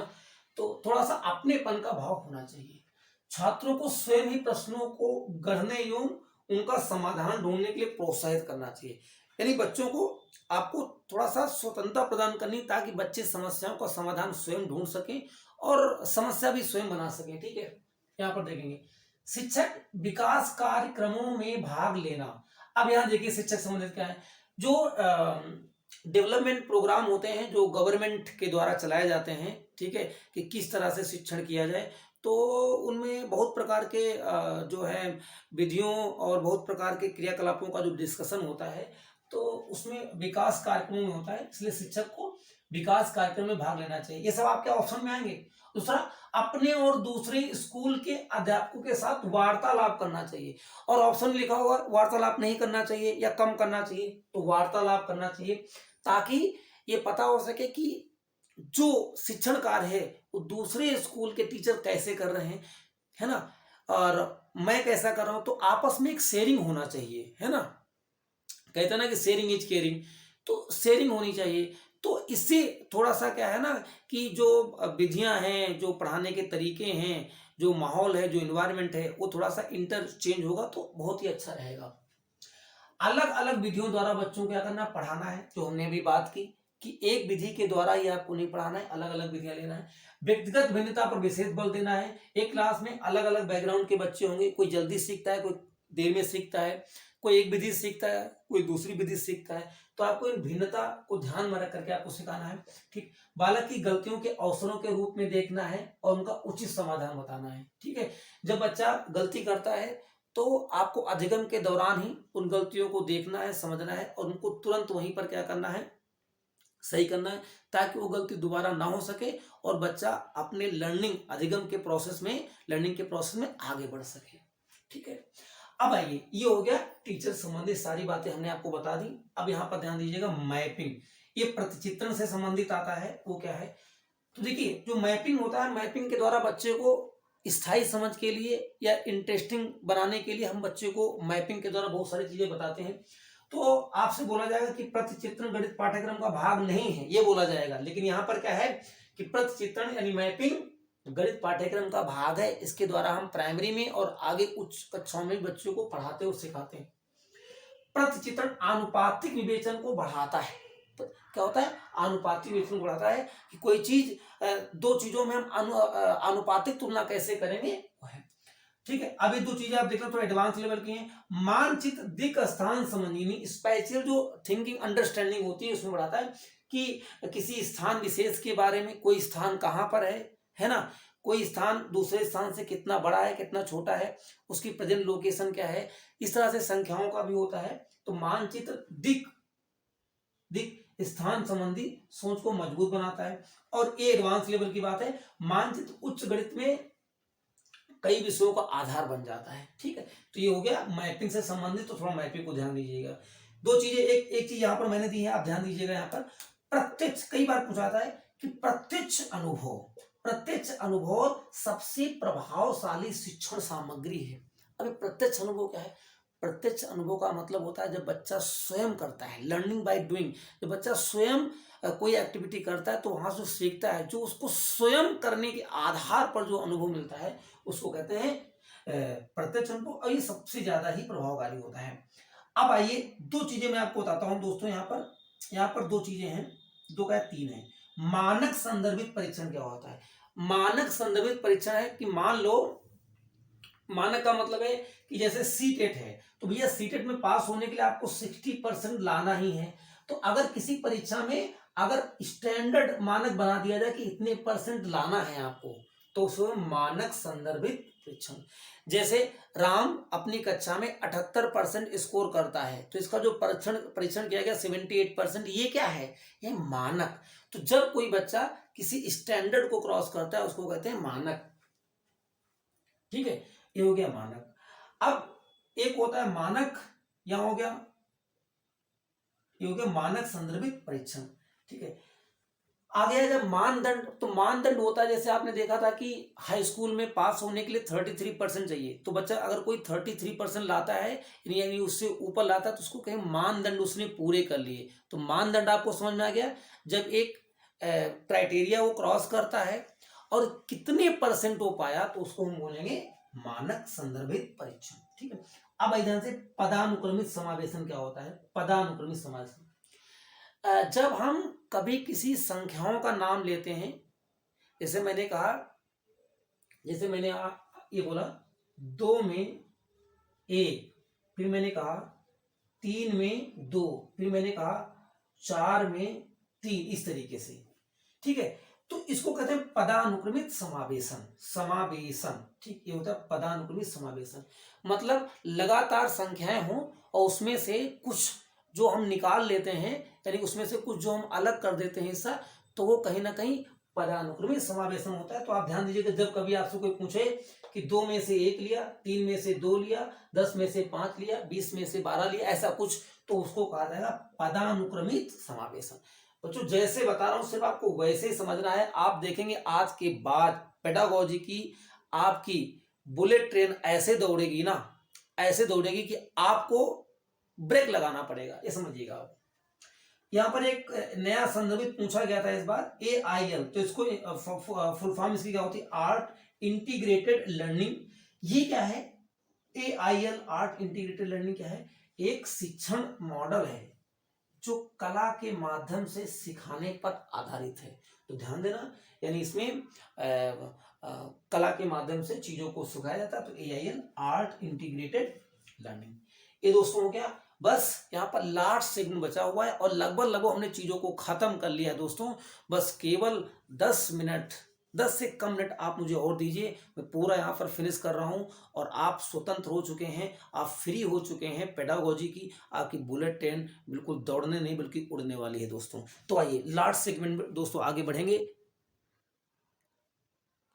आइए दोस्तों बढ़ते हैं, और ये हमारा आज का लास्ट सेगमेंट है और ये महामैराथन यहाँ पर आज खत्म हो जाएगी। दोस्तों बहुत ज़्यादा इसके लिए हमने मेहनत की है। ये 2 सवा 2 घंटे की जो भी वीडियो है, इसमें लगभग मैंने 30 आवर्स लगाए हैं। 4-5 दिन से मैंने कोई वीडियो अपलोड नहीं की, मैं इसकी तैयारी कर रहा था।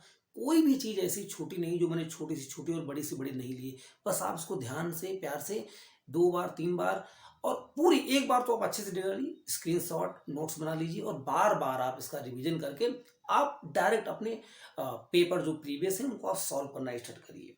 आइए दोस्तों आगे बढ़ते हैं, लास्ट सेगमेंट में बढ़ेंगे।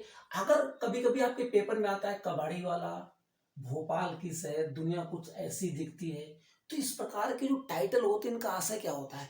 इनका आशय होता है कि विद्यार्थियों को मजेदार तरीके से दैनिक जीवन से जुड़ते हुए चीजों को सिखाना, क्योंकि बच्चा कबाड़ी के बारे में भी जानता है, बच्चा शहर के बारे में जानता है, बच्चा दुनिया के बारे में जानता है। तो जब ऐसे टाइटल आते हैं, ऐसे शीर्षक आते हैं, तो इसलिए डाले जाते हैं ये, ताकि बच्चा चीजों को दैनिक जीवन से जोड़ पाए, क्योंकि वो पहले से उन चीजों से रूबरू है, तो उसको सीखने में मजा आएगा, आनंद आएगा। ठीक है दोस्तों, एक कंप्लीट हुआ। यहाँ पर देखेंगे पैटर्न। पैटर्न बड़ी बड़ी चीजें मैं आपको एक एक लाइन में समझा दे रहा हूं। पैटर्न, अगर पैटर्न पूछे, पैटर्न क्यों सिखाया जाता है, पैटर्न बच्चे के लिए क्यों जरूरी है? क्योंकि पैटर्न में क्या होता है, अब एक चीज के बाद दूसरी चीज क्या है, कि किसी चीज का क्रम क्या है, क्रम विन्यास क्या है।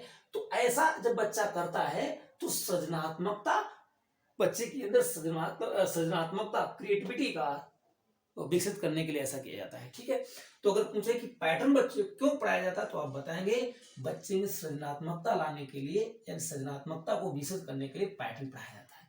अगर पूछा जाएगा रोल प्ले क्यों पढ़ाया जाता है, रोल प्ले, तो आप कहेंगे रोल प्ले में क्या होता है कि टीचर या अभिभावक या कोई गाइडर क्या करता है, स्वयं करके बताता है ना। तो रोल प्ले में क्या होता है कि बच्चों को जो भी चीज सिखाना है वो स्वयं पहले करेगा, उसका रोल अदा करेगा, है ना, अभिनय करेगा, फिर बच्चे से कहेगा करने के लिए। तो रोल प्ले का मतलब है करके बताना। ठीक है, गणितीय क्षमता, ये बहुत पूछा जाता है, डिसकैलकुलिया। गणितीय क्षमता अगर बच्चे के अंदर है तो उसको क्या बोलेंगे, डिसकैलकुलिया, है ना, ये आता है। तो इसको आप ध्यान ऐसे रखेंगे कि गणित में कैलकुलेशन होता है, यहाँ पर लिखा है कैलकुलिया। कैलकुलिया मतलब कैलकुलेशन, तो डिसकैलकुलिया मतलब होता है कैलकुलेशन से संबंधित जब बच्चे में डिफिशियंसी आती है, उसको बोलते हैं गणितीय क्षमता। पुनर्समूहीकरण क्या होता है, पुनर्समूहीकरण, तो पुनर्समूहीकरण मतलब होता है रीग्रुपिंग, मतलब चीजों को 10-10 के ग्रुप में लिखना। या पहली बात पुनर्समूहीकरण लिखना, जैसे मान लो 17 लिखा है, 17 को लिखना पड़ेगा 10 + 7, तो इसको कहते हैं किसी नंबर को 10 के ग्रुप में लिखना पुनर्समूहीकरण है। पहली बात ये। दूसरी बात, जब बच्चा ऐसे जोड़ता है, जब बच्चा ऐसे जोड़ता है 5 2 7 8 7 15 और 2 1 कितना 3, तो ये यहाँ पर गलती कौन सी है बच्चे की, पुनर्समूहीकरण गलती है। तो 8 7 15 का 5 लिखना चाहिए था और इधर 1 इधर आगे बढ़ाना चाहिए था, कैरी लेना चाहिए था ना।